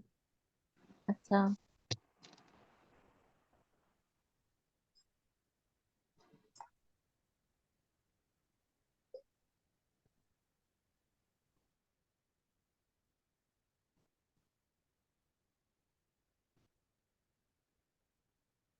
पता नहीं।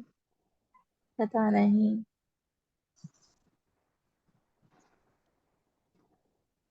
ग्रुप 1 व्यास है ना जी खाली कॉन्स्टिट्यूशन लॉ के जैसा ज्यादा रहते बोले ऐसा नहीं रहता है हाँ, अब जो पोस्टपोन होगा वो अपन को शायद 5 6 7 अच्छा तो कौन सा है? बी 2 2। तो तेलुगु देखो पहले से ही है, यस तेलुगु सर, तो पहले से ही है। पहले से।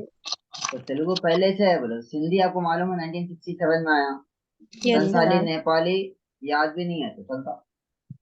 जी सर 2 से ये हो पहले जाएगा से है, हिंदी 1967 में आया।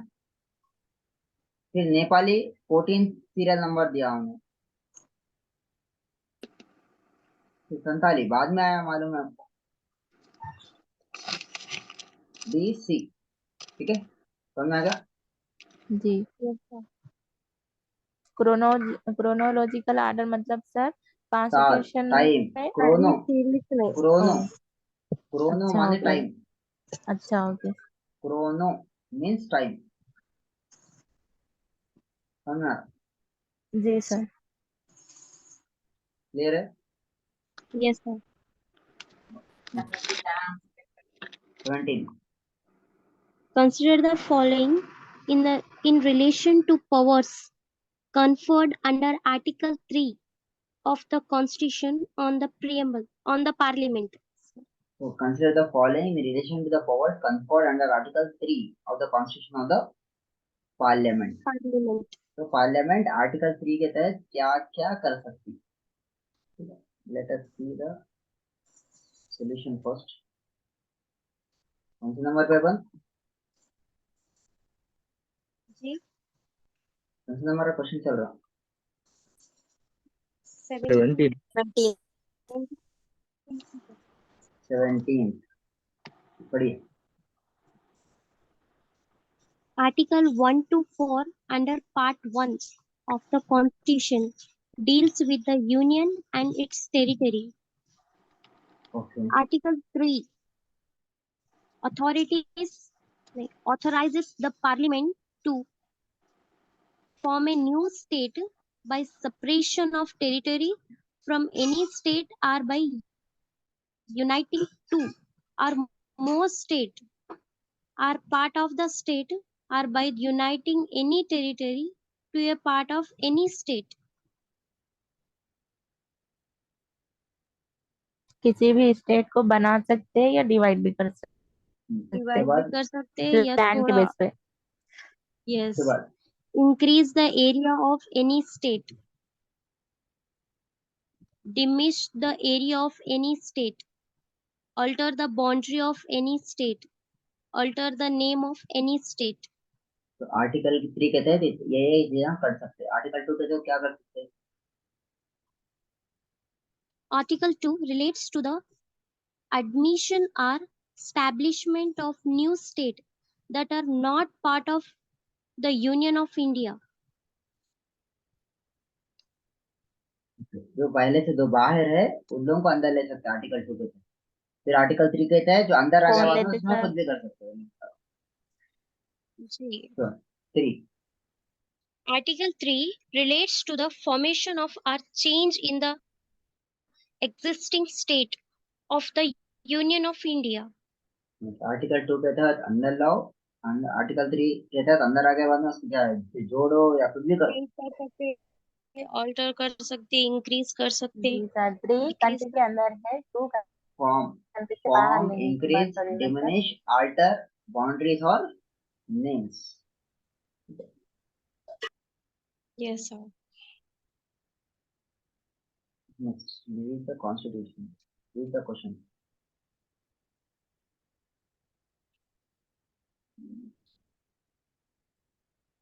क्वेश्चन है 7. 17. रीड करिए. Increase or diminish the area of the state. Yes Right. कर सकते हैं. Okay Yes, next. sir. Establishment of new state that are not part of the Union of India. Wrong. Yes Not Article 2 के तहत करते ना establishment of new state. हाँ हाँ सही है। तो 3 में Article भी 3 है। का रिलेट पूछ रहा ना. जी okay. Alter the name and boundaries of any ये state. सही। तो आपको मालूम है बी रॉन्ग है. जहाँ बी है वो कट कर दो. एलिमिनेट. एक ही ऑप्शन है सर, थर्ड वाला। ऑप्शन 3. ठीक है. A and C only. ठीक है. क्लियर पॉइंट 17 वाला. This was your 17. 18 वन पढ़िए. A person named Voltaire from France came to India on a working visa to work in publishing company. During his stay, which of the following rights are guaranteed to him by the Constitution of India? The person ने Voltaire France से आदिलाबाद को आया. France से आया. हाँ. France के sir Adilabad, Adilabad Jagtial, Hyderabad, और कौन कौन है? करीम महबूबनगर, नगर महबूबनगर, और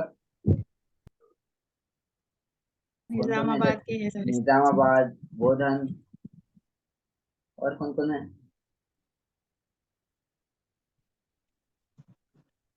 कर्नूल। आके इंडिया में घूम रहा हूँ, तो उसको कौन The से राइट company गारंटीड है? published equal protection of laws. कौन से फॉरेनर को कौन से फंडामेंटल राइट्स अवेलेबल है? जी एलियन, सर। फ्रेंडली एलियन है। फ्रांस क्या अपनी फ्रेंडली कंट्री है, तो उन्हें फ्रेंडली एलियन है। तो कौन सा घूम रहा इधर उधर उधर इधर? लेकिन डाउट आया तो पूछ रहा हूँ, क्या कर सकते हैं हम लोग को, कौन से राइट्स है बोल के। तो कौन से राइट्स देते हैं उसको, पढ़िए।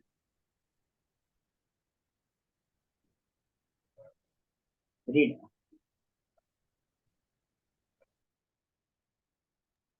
शाजली। शाज चले गया मेरे ख्याल से, अपने क्या नाम है, शीमा है, चले गए। Hi, sir. पढ़िए 18 वाला। The Constitution confers slow the slow following slow slow rights. Slow slow. The Constitution confers the following rights and privileges on the citizens of India and denies the same to aliens. माने constitution of India में थोड़ा ऐसे articles है जो सिर्फ और सिर्फ Indians को दिए, और थोड़े जी। हैं जो बाहर वालों को नहीं दिए। अब सिर्फ इंडियंस को किसको दिए? And Right? डिनाइड टू से, बाहर वालों सेम। को कौन से नहीं दिए? सॉरी, एलियंस मींस माने नॉन इंडियंस। बाहरी। जादू, एलियन अदर माने। प्लैनेट के तो नहीं होता सर। अब जादू उधर आ गया तो उसको कौन से राइट्स नहीं है मालूम है ना। उसके बाद में Right against discrimination on grounds of religion, race, caste, sex, or place of birth. Article 15. Article number 15। Article 16 क्या है? right to equal Right to equality of opportunity in the matter of public employment. 19 क्या है? No, not public employment ना sir. 16 Right. ना वो तो। 16. 16 वही है ना, अब जी। पूरा पढ़ो पहले। Right to freedom of speech and expression, assembly, association, movement, residence, and profession. Article 19.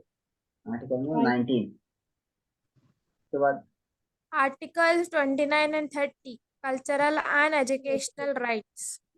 तो ये क्या है? Constitution confers rights and on the citizens of India and denies same to the aliens. ये चीजा उन लोगों के लिए नहीं है, ये नहीं दिए। 15, 16, 19 और 29, 30 ये नहीं दिए उन लोगों को, ठीक है, जो तो मतलब फ्रेंडली सर वो एलियंस है। लोग आके डिस्क्रिमिनेट कर सकते हैं यहाँ पर। Right against discrimination on grounds of religion, माने आर्टिकल नंबर 15 क्या है?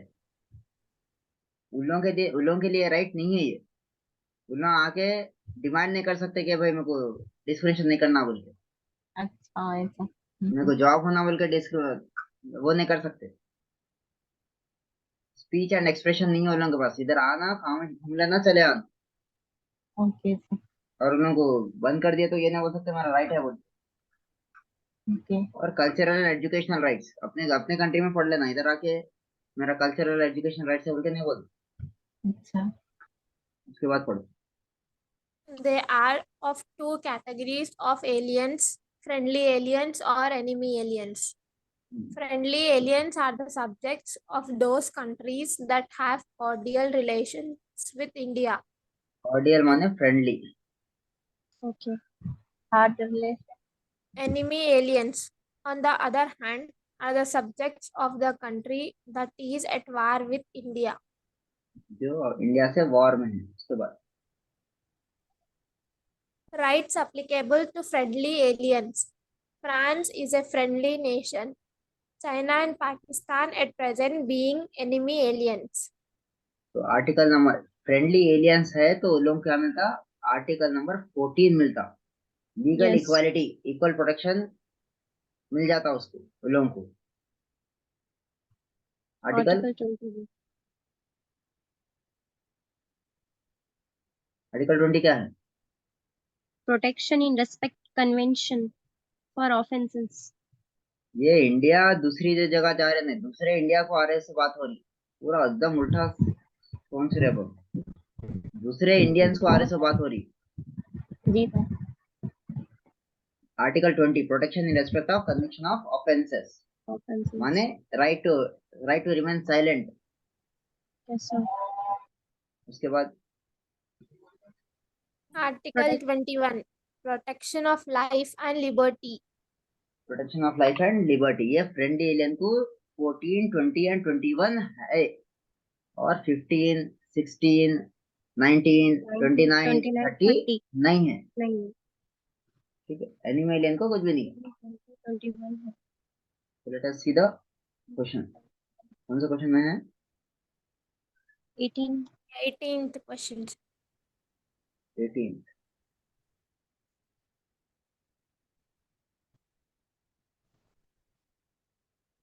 लेट अस 18 क्वेश्चन।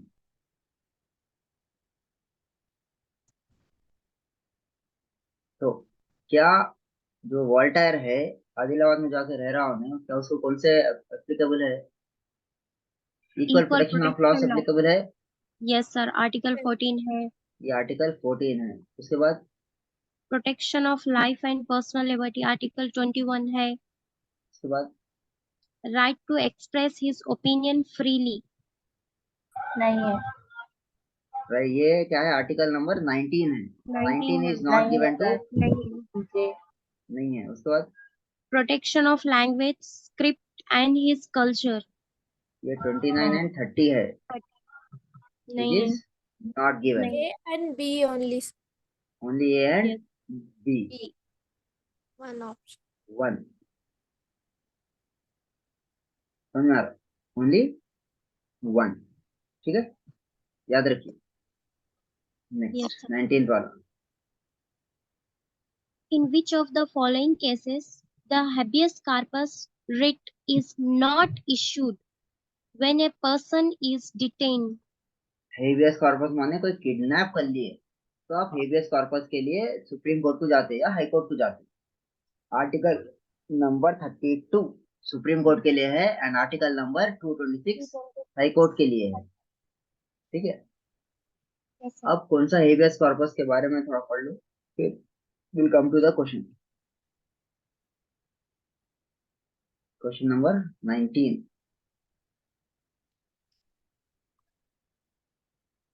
पढ़िए। Habeas corpus, it is a Latin term which literally means to have the body of. उसके बाद It is an order issued by the court to a person who has detained another person to produce the body of the latter before it. Okay, The writ of habeas corpus can be issued against both public authorities as well as private individuals. माने दोनों public को भी, माने public को भी दे सकती है और प्राइवेट को भी आता है। private. Next, The writ, on other hand, it not issued where the detention is lawful, the proceeding is for contempt of legislature or a court. See, detention is by contempt court and competent court, sorry, competent court. court. D. Detention is outside the jurisdiction of the court. उसके बाद ये क्या है? Bring the body, और क्या है? Public के लिए इशू कर सकते हैं और प्राइवेट के लिए भी इशू कर सकते हैं, लेकिन ये हाँ. कब इशू नहीं कर सकते? वरना डिटेंशन इज लॉफुल, माने पुलिस वाले अगर पकड़े, बराबर अरेस्ट करके प्रोसीजर से अरेस्ट करे आपको, तो आपको मालूम है पुलिस वाले लेके गए प्रोसीजर के हिसाब से, तो जब हेबियस कॉर्पस इशू नहीं कर सकते। और in the proceedings is for contempt of legislature, माने कोई ऑर्डर दिए और उसकी बात नहीं माने तो क्या हो गया, कंटेम्प्ट बोलते हैं उसको। कंटेम्प्ट ऑफ कोर्ट कंटेम्प्ट माने अवमानना, मींस नहीं कंटेम्प्ट ऑफ मानना। कोर्ट माने अवमानना, बात नहीं माने तो कंटेम्प्ट होता अपने पास भी, फिर सजा मिलती। सजा देते हैं उसको। और क्या है, detention is by competent court, माने कोई ऑर्डर, कोई कोर्ट इशू दिया, कोर्ट ऑर्डर दिया कि the court has given the order, इसका मतलब क्या है, तो उसको फॉलो आप करना तो ऑर्डर। फॉलो करना पड़ता, लॉफुल। और detention is outside the jurisdiction of the court, ये क्या है, सुप्रीम, ये हाई कोर्ट के अंडर आता है। अगर 226 है तो जो स्टेट में है वही स्टेट वाला, बाहर का उसमें ऑर्डर नहीं दे सकता हूँ, तो they have to go for article 32, supreme court में जाना पड़ता। सुप्रीम कोर्ट का ऑर्डर पूरा का पूरा पूरे इंडिया में चलता। Supreme court order is completely for whole India. ठीक, सर ये to have the body of meaning क्या? मानी बॉडी लाओ, पकड़ के लाओ, जिंदा लाओ या मुर्दा लाओ, लेकिन बॉडी लाओ, देखना डिटेन केवल, मतलब किडनैप करना। अच्छा। ठीक है, तो let us come to the question.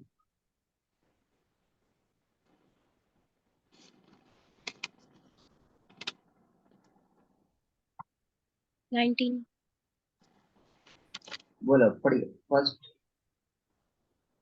When detention is lawful, right नॉट sir, इशूड, now नॉट issued, yes when sir, not detention is मतलब right, right, उसके बाद lawful. Lawful. When the proceeding is for a contempt of a court, right Right. sir.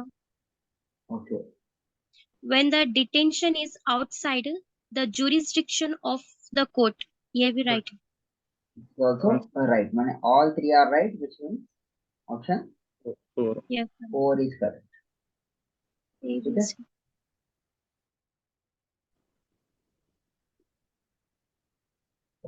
Next 20 read. Which of the following instruments of democracy are correctly matched with their definition? So instruments of democracy बोल के रहते, instruments of democracy are referendum, recall, Recall. Plebiscite, initiative. इसके कौन से definition है वो अपने को देखना है। ठीक है, कौन सा मैच बराबर कर रहा हूँ। तो let us see the definitions.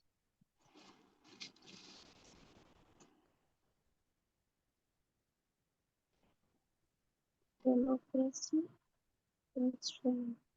Instruments of democracy पढ़िए।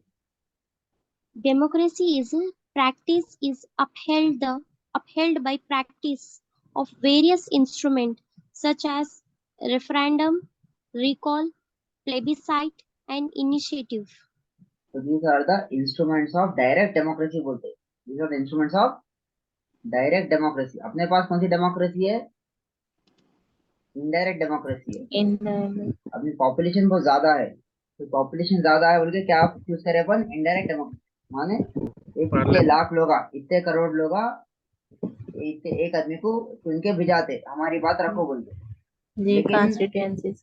लेकिन जो क्या बोलते हैं, बाहर की कंट्रीज में, यूरोपियन कंट्रीज में जहाँ पॉपुलेशन कम है, हजारों में है या लाखों में है, तो ना डायरेक्टली ये इस्तेमाल करते हैं। उधर क्या डायरेक्ट डेमोक्रेसी, जहाँ पॉपुलेशन कम है वहाँ डायरेक्ट डेमोक्रेसी चलती। तो डायरेक्ट डेमोक्रेसी रेफरेंडम है, रिकॉल करते, प्लेबिसाइट करते, इनिशिएटिव करते। तो रेफरेंडम किसको बोलते पढ़िए। Referendum is a procedure whereby a proposed legislation is referred to the electorate for settlement by their direct votes. माने क्या है, रेफरेंडम क्या है, it is a procedure whereby propose legislation, माने जो भी कानून लाने वाले हैं तो directly refer to the electorate, directly पहले लोगों के पास चले आते रेफरेंडम में। लाने से पहले, लाना नहीं लाना बोल। अच्छा, ओके सर। जो अगर उन लोग बोले यस डालो बोले तो फिर पार्लियामेंट में लाते, नहीं तो उधर ही क्या कैंसिल लॉ कर देते। लॉ अच्छा लाने okay yes, next. Initiative is a method by means of which the people can propose a bill to the legislature for enactment. तो इनिशिएटिव क्या है? इनिशिएटिव माने खुद से काम करना, खुद से कुछ इनिशिएटिव लेना। लोग खुद बोलते हैं गवर्नमेंट को ये हमारी जरूरत है, ये ऐसा लाओ लाओ बोलते, कानून लाओ बोलते, अच्छा इनिशिएटिव ओके बोलते हैं उसको। Next. Recall is a method by means of which the voter can remove a representative or an officer before the expiry of his term when they fail to discharge his duties properly. ये आना सबसे ज्यादा जरूरी है अपने पास India में। मैं तो भाई इलेक्शंस में ये बोलते हैं वो बोलते हैं, ये कर देते हैं वो कर देते हैं, मैं कह फिर तो निकाल जैसा सकती आगे बाद में पहचान कौन, फिर भूल जाते। तो रिकॉल अपने पास इंडिया में आना बहुत जरूरी है प्रेजेंट। वापस बुला लेना, क्या बोले थे आप, ओके क्या करे, वापस बुला लेते, ठीक है। Next. Plebiscite is a method of obtaining the opinion of people on any issue of public importance. It is generally used to solve the territorial dispute. तो टेरिटोरियल डिस्प्यूट, डिस्प्यूट माने झगड़ा, प्लेबिसाइड इस्तेमाल होता, मतलब अगर लोग है, जैसा इंडिया का पार्टीशन हुआ था, लोग अब समझ में नहीं आ रहा था कि भाई कश्मीर किसको देना या एरिया किसको देना, तो डायरेक्टली लोगों से पूछते भाई आप किधर रहना चाह रहे, ये कंट्री में रहना चाह रहे, पेरेंट कंट्री में रहना चाह रहे या नए कंट्री में रहना चाह रहे, तो डायरेक्टली लोगों से पूछ लेते भाई आप किधर, मर्जी। तो जैसा लोगों की मर्जी रही वैसा डिसीजन हो जाता, ठीक अच्छा है। Okay sir late us go for the question. तो कौन सा सही मैच हो रहा वो देखना है।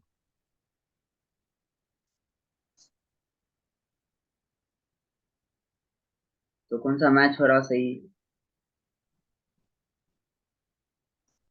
रेफरेंडम किधर है बोलो, India obtained opinion. क्या नो सर रेफरेंडम ये सही है? नहीं रेफरेंडम है क्या? नहीं नहीं है ना नहीं है, सर फर्स्ट का सर रेफरेंडम नहीं है, है फर्स्ट वाला, प्लेबिसाइट है। करेक्ट है, यस रॉन्ग सर, है? रॉन्ग है। रॉन्ग है। रॉन्ग तो ए रॉन्ग है, नॉट मैच। बी क्या है? करेक्ट है। Yes sir recall correct. माने करेक्ट है sir remove recall a representative and officer before the expiry of his term, ये करेक्ट है। प्लेबिसाइड क्या है? रॉन्ग है। Yes. Propose Proposed a bill. Legislation is refer to the propose legislation, माने propose थोड़ी करते, प्लेबिसाइड में क्या डायरेक्टली ओपिनियन मांगते यस लोगों सर, से। रॉन्ग है। इनिशिएटिव क्या है? राइट है sir, initiative proposed a bill. Yes sir. To the legislature for enactment by the people itself. Yes sir, right है, इनिशिएटिव राइट है, इनिशिएटिव राइट है। राइट है, ठीक है। Okay, so A B C D, तो कौन सा करेक्ट है क्वेश्चन देखो। Which are the following are correct answers? A है, बी है, सी है, डी है। अपने को मालूम है बी रॉन्ग था, we knew yes that sir, B was wrong, तो बी किस में हो कट कर दो, 1 and 3 नहीं हो सकता, बी इज रॉन्ग। तो कौन सा करेक्ट है अपना, सॉरी बी करेक्ट था ना, बी करेक्ट था सर। बी और ए डी करेक्ट था, करेक्ट डी था, करेक्ट था। B D B and D correct था। 3। करेक्ट पूछ रहा हूँ, यस सर, करेक्ट आंसर पूछ रहा हूँ, तो answer will be B and D. B and D, ठीक है।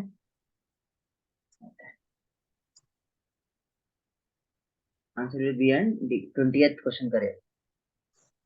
Now come to the 21st question. The rule of equality before law is not absolute, and there are constitutional and other exceptions to it. Which of the following is not an exception to right to equality in India. So rule of equality before the law is not an absolute. Sir And there are absolute माने एक blanket ban नहीं है, ठीक है, माने उस पर restrictions है, नॉट एब्सोल्यूट माने रेस्ट्रिक्शंस और conditional. which of the following is not an exception to the right of equality. India में एक्सेप्शन कौन सा नहीं है पूछ रहा हूँ, ठीक है. So let us do this 21. Take a break of 5 minutes and then we'll start 21. Please read. Equality before law and equal protection of law. Article 14 says that the state shall not deny to any person equality before the law or the equal protection laws within the territory of India. Within the territory of India माने India की boundary के अंदर Yes, sir. State shall not deny any person equality before the law. Boundary के अंदर आ गए तो article number 14 सबके लिए अवेलेबल है, even citizens and friendly alien. Sir ये इक्वालिटी बिफोर लॉ का असल मतलब क्या? कानून के सामने सब समान, सब बराबर. सब बराबर. All are equal. This provision confer right on all persons, whether citizens or foreigners. जी सर पहले फ्रांस पढ़े. देख लिए थे, फ्रांस के बारे में. जी फ्रांस Yes, से आया sir. था जी वोल्टेयर सर. जगतियाल को. जी सर Next. देखिए. Yes, sir. The rule of equality before law is not absolute, and there are constitutional and other exceptions to it. ठीक है, कॉन्स्टिट्यूशनल एंड एब्सोल्यूट माने एकदम क्या, what we can say, it is not completely नहीं चल, उसके exceptions भी है, उसके कंडीशंस भी है उसके. Yes, sir. नेक्स्ट. सर मतलब नॉट एब्सोल्यूट मतलब कंडीशनल मानिटरी नहीं कंडीशन होते चाहिए कुछ. Okay okay sir. The President of India and the Governor of State enjoy the immunities. Article 361. माने इक्वालिटी बिफोर लॉ, कानून के सामने सब समान है बोलते, लेकिन इसके जी. एक्सेप्शंस है. जैसे गवर्नर है, प्रेसिडेंट है, उन लोगों को अगर आपको क्या बोलते हैं, अगर कुछ भी केस चलाना है तो पहले 14 दिन की नोटिस देना पड़ता. Yes, sir. तो अच्छा अब नॉर्मल आदमी कोई भी नोटिस देने की जरूरत नहीं है. इन लोगों को सर आप अगर आप केस भी वो करना है तो पहले आप 14 डेज के नोटिस देना है इन लोगों को. नॉर्मल अच्छा आदमी को डायरेक्टली जाके स्टार्ट कर देते. कौन से भी क्राइम करे तो सर इन लोग प्रेसिडेंट और गवर्नर. क्राइम माने प्रोसीडिंग स्टार्ट करने के वास्ते. Okay next. इमीडिएट जाके नहीं कर सकते अपन. नो. नेक्स्ट. In जब respect वो of लोग बच जा सकते हैं ना जब तक सर्विस में रहते हैं तब तक. क्या बोले? मतलब वो कुछ भी अगर क्राइम वगैरह करके है तो भी कुछ नहीं होता इम्यूनिटी उन रहती, लोगों को जब तक वो लोग केस सर्विस. चल रहा तो जब तक सीट पे है जब तक थोड़ा छूट देते. जी. Next. in respect of the publication in newspaper or by radio or television of a substantially true report of any proceeding of either house of parliament or either house of the legislature of a state. Article 361A. तो respect मतलब माने जैसा ये newspaper, in respect of publication report of any proceedings इधर होता तो parliament of A state, माने अगर पार्लियामेंट में जो प्रोसीडिंग्स हो रही अगर उसके लिए कोई लिखे आप ट्रू रिपोर्ट तो उसके खिलाफ आप कुछ भी एक्शन नहीं ले सकते. एक्शन नहीं. अगर वो ट्रू है ओके. तो, गलत लिखे तो एक्शन लेते. गलत लिखे तो एक्शन ले सकते. जी सर. अच्छा ट्रू है लेकिन वो गवर्नमेंट को पसंद नहीं आ रहा तो उसके खिलाफ वो एक्शन नहीं ले सकते. नेक्स्ट. अच्छा. Parliamentary privileges. Article 105. Article number 105. 105 माने एमपीज को जो मिलते That's कुछ right. भी लोगों का है. whenever you are जो भी एमएलए है एमपी है तो क्या है if they want to say anything, कुछ भी बोले तो उसमें प्रोसिक्यूशन नहीं होता उन लोगों का, पार्लियामेंट जो भी बोले। 105 for MPs, member of parliament, and 194 for MLAs. MLA. Next, Article 3, Article 31 Clause C is an exception to Article 14, right to article property. 31C is an exception to article number 14। 14. देखो article number 31C क्या है देख लो। जी sir. Article 31C ये बताता कि भाई अगर DPSP को कोई थोड़े डीपीएसपी के प्रोविजन है, अगर वो जी। उसके हिसाब से कानून लाए तो फंडामेंटल राइट्स आर्टिकल 14 उसके उसमें नहीं आता, कंपटीशन में नहीं आता। अच्छा, जैसे saving of loss effect to certain directive principles of state policy. For example कोई भी, इट्स लाइक अब यूपीएससी है, यूपीएससी में अप्लाई करना है तो बॉयज के लिए कितनी फीस है? 100 रुपए। और गर्ल्स के लिए क्या है? 0, फ्री। Free. तो ऐसी चीजों में अगर कोई पॉजिटिव डिस्क्रिमिनेशन कर रहे तो that will not get into effect. ठीक है, अगर समझ में आ रहा? जी सर। डीपीएसपी थोड़े डीपीएसपी है, अगर डीपीएसपी के हिसाब से लॉ ला रहे तो आर्टिकल नंबर 14 के तहत बोल के उसको कैंसिल नहीं करा सकते। ठीक ओके है, sir. Sure. Okay, sir. Next. The foreign sovereign, ruler, ambassador, and diplomats enjoy immunity from criminal and civil proceeding. Etcetera. अगर माने कोई फॉरेनर है, फॉरेनर एम्बेसडर है, उन लोग आके उन लोगों के लिए डिसिप्लिन है, डायरेक्टली आप जाके अरेस्ट नहीं कर सकते उन्हें। Enjoy नहीं कर सकते, yes, sir. Constitutional remedies themselves are right under Article 32 of the Constitution, and they are not exceptions to right to equality. तो आर्टिकल नंबर 32 क्या है उसको, they are not exception, article 32 is the complementary, उसको मदद कर रहा हूँ। Article 14, 32 article 14 में मदद करता, एक्सेप्शन नहीं हो सकता। ठीक है, रिट्स है। Let us come to the question again, और द क्वेश्चन नंबर। सर वो लोग क्राइम करे तो भी नहीं 21. पकड़ सकते उनको, फॉरेनर। इम्यूनिटी रहती है लोगों के पास। माने उन लोगों का घर जो इंडिया में है, जो उन लोगों का क्या है, इधर आके क्या यूएसए का आदमी है, इंडिया में जी. उसका एम्बेसी है, तो इंडिया में जी। एम्बेसी है, लेकिन वो जो एम्बेसी का जो एरिया है ना, वो इंडिया में कंसिडर नहीं करते, बाहर करते। जो कंट्री का है वो कंट्री का एरिया कंसिडर करते। अच्छा। तो उधर Question एम्बेसी number में 21. नंबर 21। सो कौन सा एक नॉट एन एक्सेप्शन पूछ रहा हूँ मैं, 3 एक्सेप्शन है और एक एक्सेप्शन नहीं है। पढ़िए। Immunities of the President of India and the Governor of the States. है नहीं है immunity? है. है। Immunities of the foreign sovereign ruler, ambassador, and diplomats. है. Okay. Privileges of member of parliament and state legislative assemblies. है। Constitutional remedies. Yes, sir. नहीं, तो अपना आंसर क्या है? Not sir, not. अपना answer is Constitutional remedies. Remedies. Sir constitutional remedies writs ना sir. Yes. तो 22 क्या है, पढ़िए क्वेश्चन।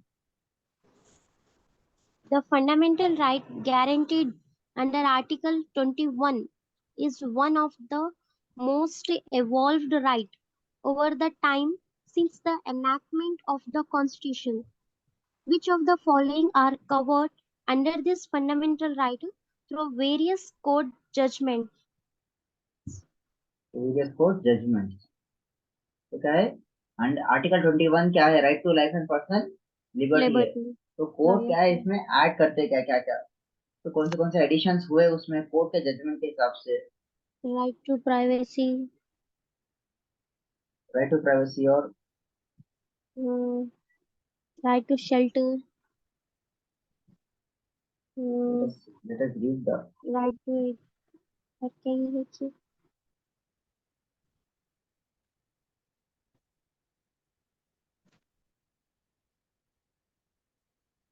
Right to dignity,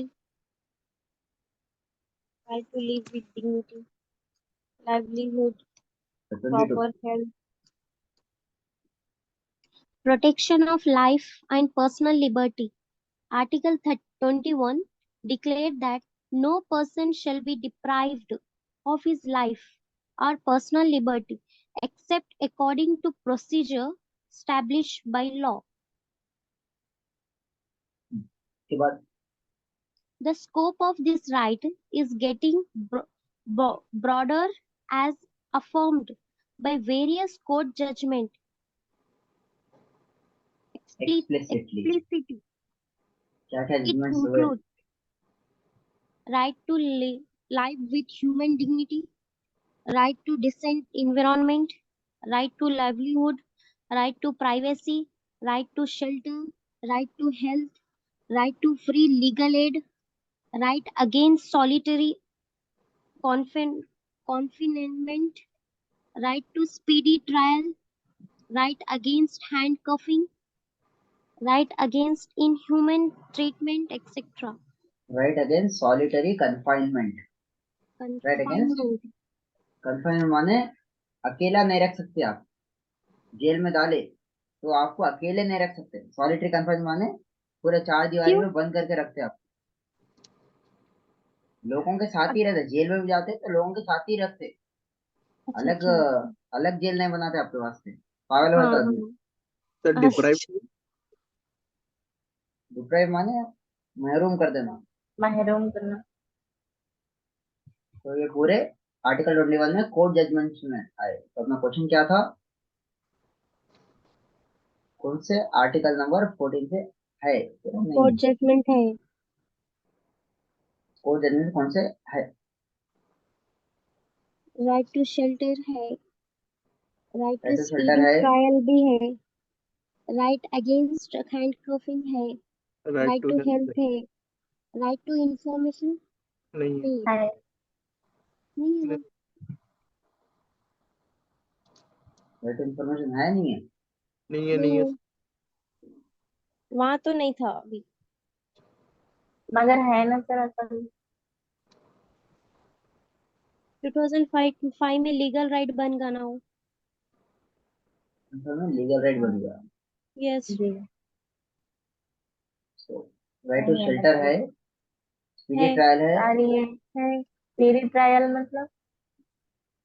माने जल्दी जल्दी इंसाफ मिलना. अच्छा। Right against handcuffing. Right to health. अरे ई तो क्या है? इंफॉर्मेशन आपको एक्ट बन गया. ओके। तो ई को डिलीट कर दिया आप पूरे में से. Yes sir. A B C D आता. ये आंसर आता सेकंड वाला. ABCD। शेल्टर भी है, स्पीड ट्रायल भी है, हैंडकफिंग भी है, हेल्थ भी है, इंफॉर्मेशन भी है. इंफॉर्मेशन नहीं है. नहीं है। ठीक है. सो ए बी सी डी 22 वाला 2. ठीक है. नेक्स्ट 23rd वन पढ़िए.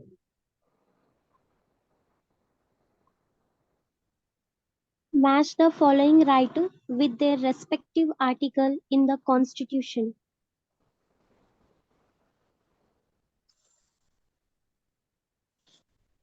तो ये तो मैं नहीं बोलता हूँ. तो पढ़िए, मैच करिए. जितने बार पढ़े अपन. Right to be informed of the ground of arrest. Ground of Article arrest. Arrest कर लिए तो ग्राउंड ऑफ अरेस्ट कौन से रीजन आर्टिकल में है? बताना।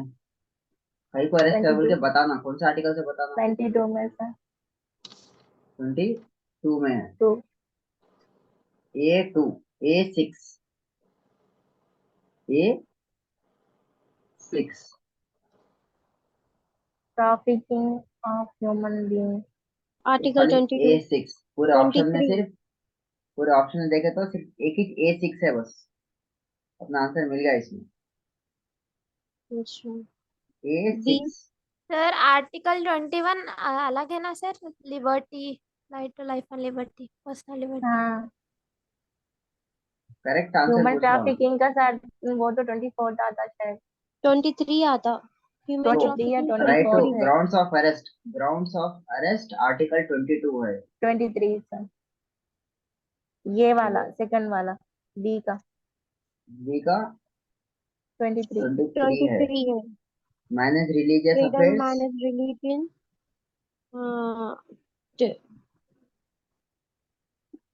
21 27 हो गया प्रिंटिंग मिस्टेक है उधर। जी। राइट टू पेंशन का कुछ भी नहीं है इसमें। जी। Freedom of residence article 19।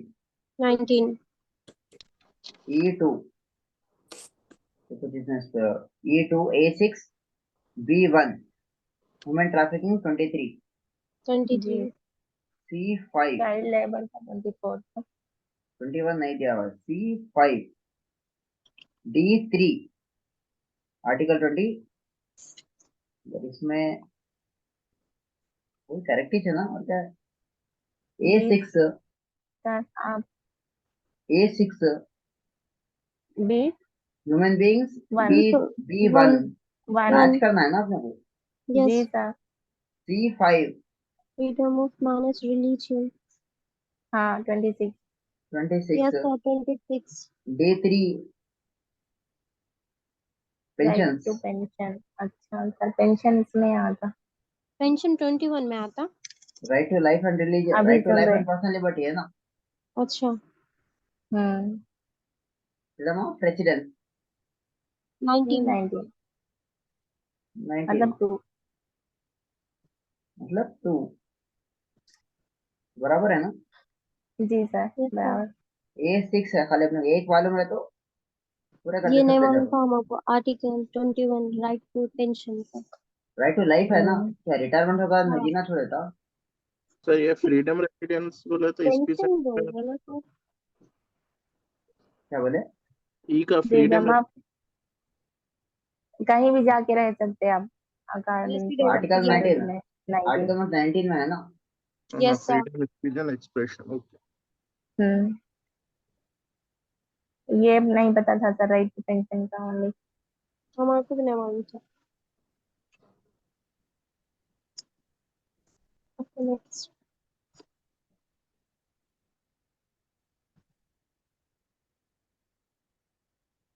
Okay so 23rd वाला 3। सी सर, नेक्स्ट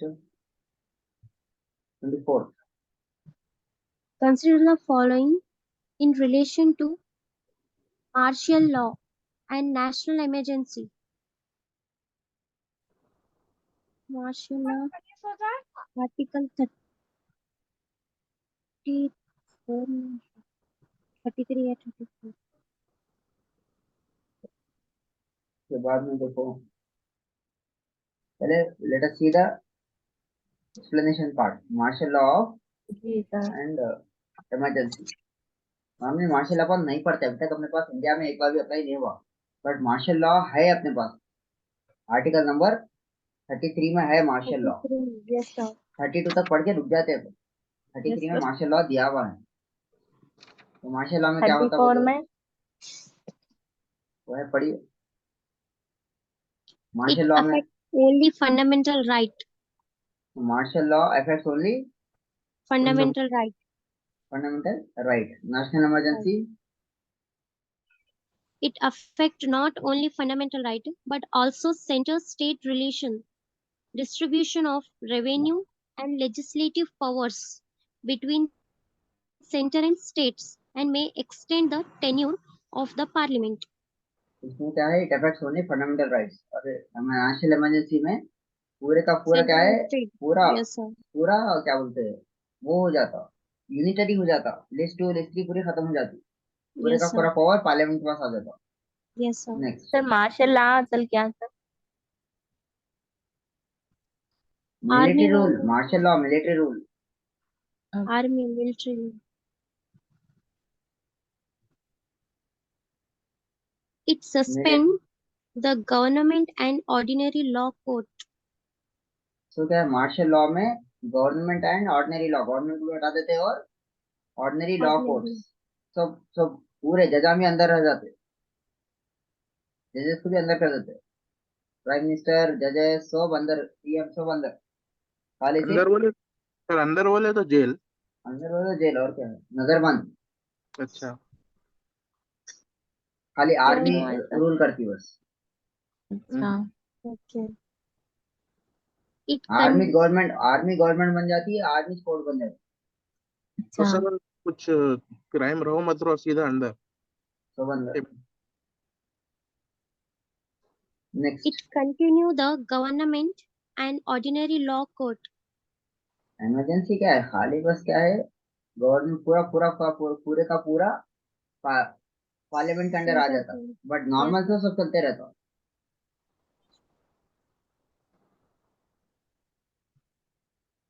उसके बाद Yes, sir.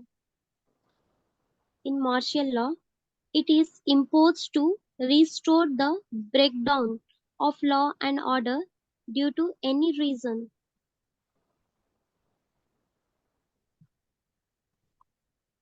It impose restore the breakdown of law and order due to any reason, माने गवर्नमेंट अगर नहीं कर सकती, मणिपुर में क्या हो रहा, तो अगर वैसे पूरे कंट्री में पूरा आग जल रही, लॉ एंड ऑर्डर सब तबाह हो गया, तो जब आर्मी अगर चाहे तो पूरे का पूरा अपने हाथ में ले सकते। So, एक बार एक बार क्या हुआ था, 4-5 साल पहले मेरे ख्याल से, जो आर्मी है ना, अचानक दिल्ली के रूट पे आ गई कहते, जो पार्लियामेंट की बिल्डिंग रहती, जी, अचानक परेड करना स्टार्ट करे कहते आर्मी वाले, किसी को इन्फॉर्मेशन नहीं देके, अच्छा, पूरी गवर्नमेंट परेशान हो गई, क्या ये क्या हो रहा है उनके। आर्मी कभी भी विदाउट परमिशन नहीं आती, प्रेसिडेंट की परमिशन से आते लोग। सर फिर जब क्योंकि कहीं कोई सर जब क्या हुआ हाँ था कि जो जो आर्मी का हेड था, शायद अब जो who died in the army, वो died in the plane crash, helicopter crash में, फर्स्ट सीरियस, हरीश रावत। हरीश रावत कौन सा है, उन्होंने है, हरीश रावत कौन है, Bipin Rawat. Bipin Bipin Rawat. Bipin Rawat was the head of the army. Tamil Nadu में ना सर। हाँ, उसकी क्या बोलते हैं, नहीं सुने होंगे कुछ भी, उन्होंने क्या एक थोड़ा परेड कर दो बोल के बता दिया होंगे, अच्छा तो तो सर उसका लोगों आए भी की चले भी गए, लेकिन लोगों को ऐसा दिखा के आर्मी डायरेक्ट पार्लियामेंट में घुस जा रही बोल के। नहीं नहीं सर, उन लोगों का भी परमिशन प्रेसिडेंट से लेना होगा ना उन लोगों आर्मी का काय का प्रेसिडेंट परमिशन, आर्मी अगर आए बोले तो आ गई अंदर। तो सर उन सिविल सर, लोगों को कंट्रोल नहीं रहता किसके भी उसके उनके ऊपर। प्रेसिडेंट में रहता ना, मतलब जो भी डिफेंस का जो भी है वो पूरा प्रेसिडेंट के अंडर में रहता ना। सिविल सिविलियन ऑर्डर चला तो प्रेसिडेंट था। अच्छा, अगर क्या बोलते हैं, कनपट्टी पे गन रखे बाद में कैसा सिविल बोलो, चलो अंदर बोलते खाली। okay. Next, It can be imposed हाँ only on three grounds: war, external aggression, or armed rebellion. War, external aggression and arm rebellion. Rebellion. Yes, sir. उसके बाद It is imposed in some specific area of the country. Martial law.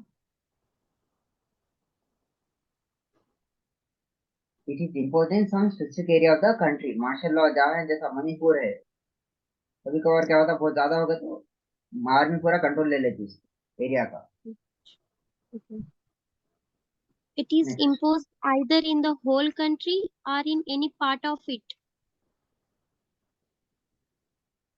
उसके बाद पूरी country में भी emergency आ सकती है या कौन सा तो एक पर्टिकुलर स्टेट में भी आ सकती है ना सर। यस, माने अगर वॉर चल रहा तो खाली बाउंड्रीज जी, पे रखते। ओके 1977 में क्या हुआ था, 75 to 77 में पूरे कंट्री में इमरजेंसी लागू हो गई थी। जी। Next, It has no specific provision in the constitution. It is implicit. implicit। Implicit. Implicit माने it has no specific provision in the constitution, it is implicit, समझ जाना है। आर्मी के पावर दिया हुआ है आर्मी को। अच्छा, उसके बाद it has specific and detailed provision in the constitution. It is explicit. माने आर्टिकल 352 है, उसमें कंप्लीटली दिया हुआ है। 352 में नेशनल इमरजेंसी है, जी, वो कंप्लीटली एकदम बाहर पर्टिकुलर एक्सप्लेन कर रहे हो, छुपे हुई चीज नहीं। एक्सप्लिसिट माने एकदम बाहर। Okay, next let us go to the question. कौन सा क्वेश्चन है? 24th। पढ़िए, कौन सा करेक्ट है कौन सा रॉन्ग है। करेक्ट आंसर पूछो, बोल रहा हूँ, पहचानो बोलो। martial law suspend the government and ordinary law court, whereas national emergency does not do so. Correct है रॉन्ग है? करेक्ट। करेक्ट है wrong? Correct. Martial law suspend the government.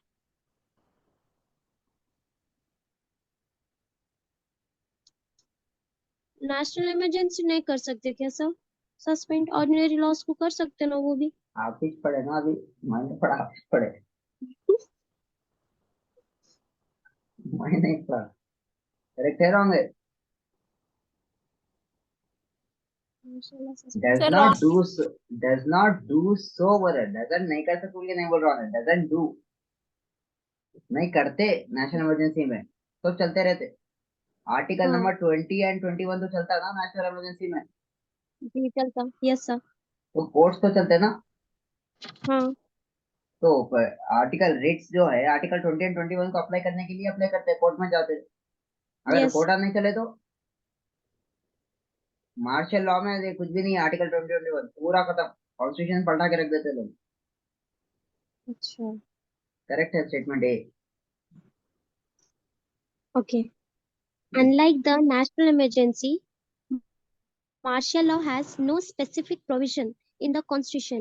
It is implicit, right? Correct. When martial law is underway, only fundamental rights get affected.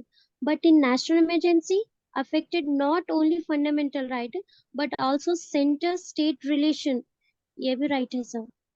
Yes, तो और correct answer is All are available. All the above, 24 A, 4 B, C. A B C. Sir, ये आप जैसा बोले अभी, अगर national emergency रही तो आर्टिकल 20, 21 एक्सेप्ट रहते, वो दो फंडामेंटल राइट सस्पेंड नहीं होते। यस, वैसी जगह मार्शल लॉ में अगर कुछ हुआ तो उसमें कौन से भी फंडामेंटल राइट्स काम नहीं करते, मतलब सब कुछ पूरा सस्पेंड कर देते हैं उसमें की। पूरा कॉन्स्टिट्यूशन को उल्टा पलट देते मार्शल लॉ में। उतना पावर कॉन्स्टिट्यूशन कहीं को को दिया सर? मिलिट्री को अगेंस्ट भी जा सकते फिर वो लोग उन कंट्री लोगों के। को दिए, दिए नहीं, ले लेते वो लोग। उन लोगों के ऊपर कुछ भी ऐसा और मार्शल लॉ कभी घर में नहीं मतलब हुआ। मतलब फादर मदर। वालदेन नहीं करे मार्शल लॉ कभी। नहीं समझे हम। मार्शल लॉ घर में पेरेंट्स कभी पाबंदियां नहीं लगाए, नहीं निकलना, एक कदम बाहर नहीं रखना मुझे। वो बचपन से छे। हाँ, वो मार्शल लॉ है, वो पेरेंट्स और कहीं को दिए बोले तो। भाई नेचुरल है। सब एक हम बार बोल रहे हैं, मतलब अब कंट्री के हेड कौन है? प्रेसिडेंट है। आप क्या बोल रहे हो? उसको प्रेसिडेंट भी कंट्रोल नहीं कर सकते बोल रहे हैं आप कोई मार्शल भी लॉ नहीं, को? कोई भी नहीं, खाली मिलिट्री आ जाती बस, फिनिश। प्रेसिडेंट से सर बड़ी थोड़ी है पार्लियामेंट कर मिलिट्री। सकते एक ना। एक एक मिनट रुको, एक मिनट। मार्शल हम लॉ क्या? माने मिलिट्री लॉ। उन लोग हाँ सिविलियन सिविलियन लॉ को पूरे का पूरा ठप, सिविलियन लॉ पूरा ठप। और क्यों ऐसा सर? अब हर हर जगह क्या है, लॉ एंड ऑर्डर खराब हो गया, हर जगह करप्शन हो गया, खाली बस इट्स लाइक कंप्लीट कुछ कंट्रोल में नहीं हो रहा। खाली मारम थोड़ी Okay. हो रही, खाली कोई लॉ पुलिस भी काम नहीं कर सक रही कुछ भी, उतना पूरा वो हो अच्छा गया। तो अच्छा आखिरी में कौन आता? मिलिट्री रूलिस होती ना, जी कंट्रोल सर। करने के लिए। यस सर तो मिलिट्री के पास बहुत ज्यादा पावर्स है, बहुत ज्यादा। जैसा पाकिस्तान में है, इंडिया में, पाकिस्तान में क्या हालत हो जाते, एक पॉलिटिकल पार्टी क्या है, पूरे के पूरी क्या है, पूरा तहस नहस कर दे सकती है। पाकिस्तान में क्या हो रहा, वही एक थोड़ा सा पॉलिटिकल पार्टी है, कब से चल रहा हो। फॉर एग्जाम्पल अब वो इसको क्या है, इमरान खान को हटा दिए जी प्राइम मिनिस्टर से, खामोश जी चले आना था। रोज कुछ बयान दे रहा, रोज कुछ कर रहा, तो उससे क्या है, लोग एकदम भड़क जाएंगे, पूरी पूरी कंट्री पूरा तबाह हो जा रही है उसमें, अपने पर्सनल मुफाद के खातिर। तो बाहर जब कुछ भी कंट्रोल नहीं हो रहा, पूरी कंट्री पूरी के पूरी इसमें केओस में है, पूरे के पूरे इधर से उधर, मीन्स लाइक असमंजस बोलते हैं ना, तो उसमें है। तो जब जब कुछ भी पूरा हर चीज हाथ से निकल गई, तो जब मिलिट्री लॉ आ जाता, दैट इज मार्शल लॉ। तो सर जब जितने भी एमएलए है, एमपी है, सबको अंदर, सब अंदर। सर इनको ये पावर्स कौन दिए सर फिर? भाई देते नहीं, ले लेते, अच्छा देते नहीं, ले लेते। सर ये कॉन्स्टिट्यूशन भी पूरा कंप्लीटली यूज नहीं होता ना सर, अगर ठप, मैं क्या बता रहा हूँ आपको, पूरा ठप। ऐसा बुक लेके उल्टा उल्टा मार देते, मार्शल लॉ बोले तो। अच्छा, अगर फिर मतलब इमरजेंसी कंट्री के आपको भले के लिए सर ये लोग ले लेते हैं ऐसे कंट्री पावर्स। के भले के इंडिया लिए, में कब तक इंडिया जान में कब माल तक हुआ गया था? नहीं होना, और नहीं हुआ अभी तक। ऐसा एक बार इंडिया में हुआ बोले तो फिर समझना मुश्किल है। इंडिया की कितनी पॉपुलेशन है? बहुत बहुत सारे। ज्यादा 140 करोड़ हो गए ना सर अब तो। अब सबसे ज्यादा पॉपुलेशन, पॉपुलस कंट्री इंडिया है। इंडिया और चाहिए इंडिया था। है। अगर एक चाइना एक सेकंड हो बार गया। एक बार चिंगारी लगी, एक बार लोग भड़क गए, तो फिर नहीं रुकती आग इंडिया में। It's like full full time unlimited supply of petrol मिल जाता, उन्हें इसको मारता, उन्हें उसको मारता, फिर खुद मार लेते, खाली खून खराबा हो जाता। पूरा कंट्री तबाह तबाह हो जाती। अच्छा सर, ये इमरजेंसी में दो आर्टिकल सस्पेंड ना होते ना सर, 2021। यस। जी okay, so okay, this is your martial law, 25th. In which of the following cases the court adju- adjudicated, saying that the directive principle of state policy under Article 39 are above the fundamental right under Article 14 and 19? In each of the following cases, the court adjudicated saying that TPSP are above the fundamental rights, Article 14 and 19. कौन से case में बताए? तो Golaknath case कब आया? 1967. 67 में आया। चंपाकन दोराईराजन case 1951 में आया। केशव भारती केस 1973. आज जो क्वेश्चन आया, 50 साल कौन से केस के हुए? 50th anniversary. भारती केस के केशव भारती केस। भारती के मिनरवा मिल्स केस 1980. 1980। सो कौन से केस में बताए supreme court? So let us see 25th.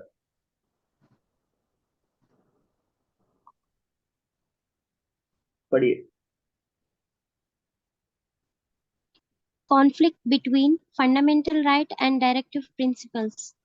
The justiciability of the fundamental right and non-justiciability of directive principle of state policy on the one hand, and the moral obligation of the state to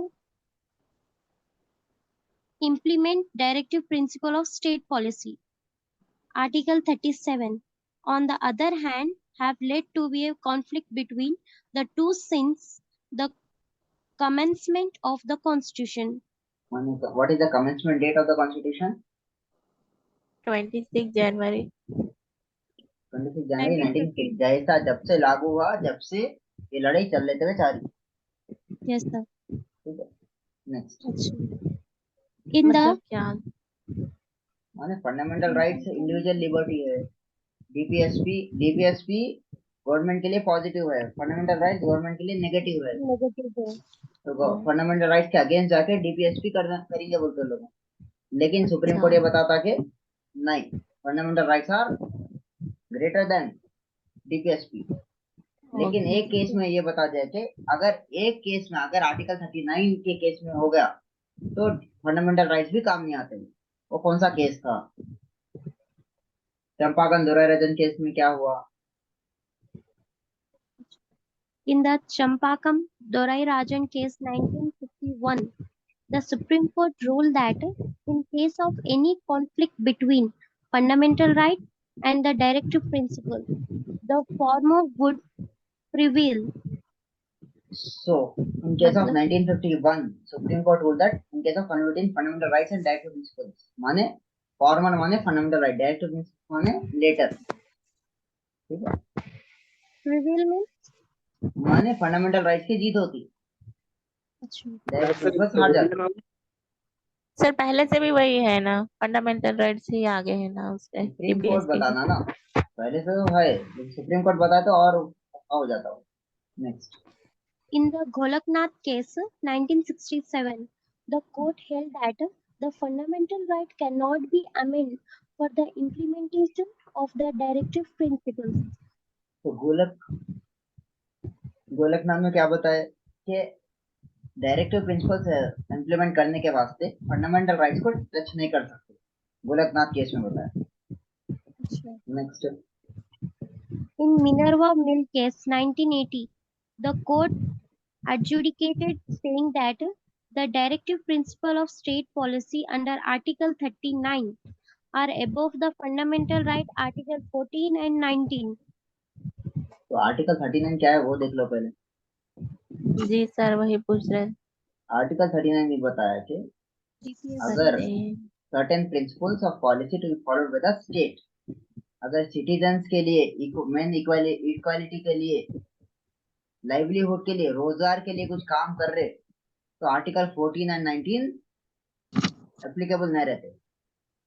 रोजगार के लिए कुछ काम कर रहे थे, government अगर रोजगार के लिए कुछ कर रही थी, और distribution of best to serve the common good, to serve the common good, लोगों की जनता की भलाई के लिए कुछ कर रही, तो आर्टिकल 14 एंड 19 बीच में नहीं आते। और प्रोडक्शन एंड कॉमन डेट्रीमेंट, कोई चीज लोगों को तकलीफ पहुंचा रही, वो हटा रहे, तो आर्टिकल नंबर 14 एंड 19 काम को नहीं आते। बीच में और नहीं आते। बीच में नहीं आते। Equal pay for equal work के लिए कुछ काम कर रहे, तो वही बीच में नहीं आते। Health and strength of workers के लिए कुछ काम करी गवर्नमेंट, तो आर्टिकल 14 एंड 19 के इसमें नहीं आते। और चिल्ड्रन के लिए इक्वल अपॉर्चुनिटी देना है, तो भी आर्टिकल 14 एंड 19 बीच में नहीं आते। क्या बता रहा उसमें? ये मिनरल मिल्स में ये बताया 39 एक ऐसा आर्टिकल है, अगर गवर्नमेंट इम्प्लीमेंट करना चाह रही तो उसको 14 और 19 के बेस पे चैलेंज नहीं कर सकते। बोले तो हाँ, एडजुडिकेटेड माने केस कोर्ट का जजमेंट, एडजुकेट माने कोर्ट जो करता काम, उसको बोलता है एडजुडिकेटेड। सो कौन से केस में बताया ये? मिनरवा मिल्स केस में बताया, 1980. ठीक है। जी सर। क्वेश्चन पढ़िए। Who among the following described Constitution of India as a lawyer's paradise? Constitution of India as a lawyer's paradise, कौन बताए? B.R. Ambedkar. No. Kenneth Lemon.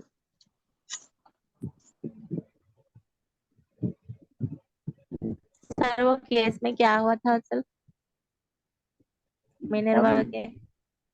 आगे बात करेंगे, हर केस का अलग इंटरप्रिटेशन है। Okay sir. सो कौन बताए? Paradise of the law is sir Ivor Jennings, call it as lawyer's paradise. ठीक है, आइवर जेनिंग्स। Ivor Jennings.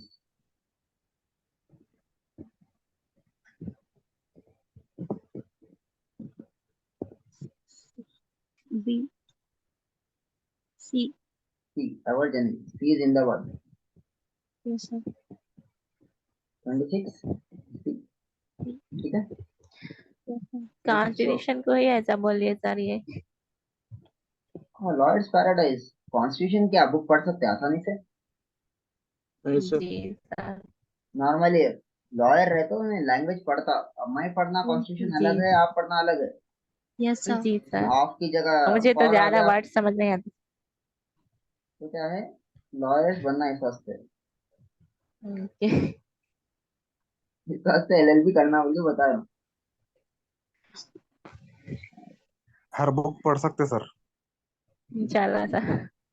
अभी तक ये साल 63 जनों को लिखा एग्जाम.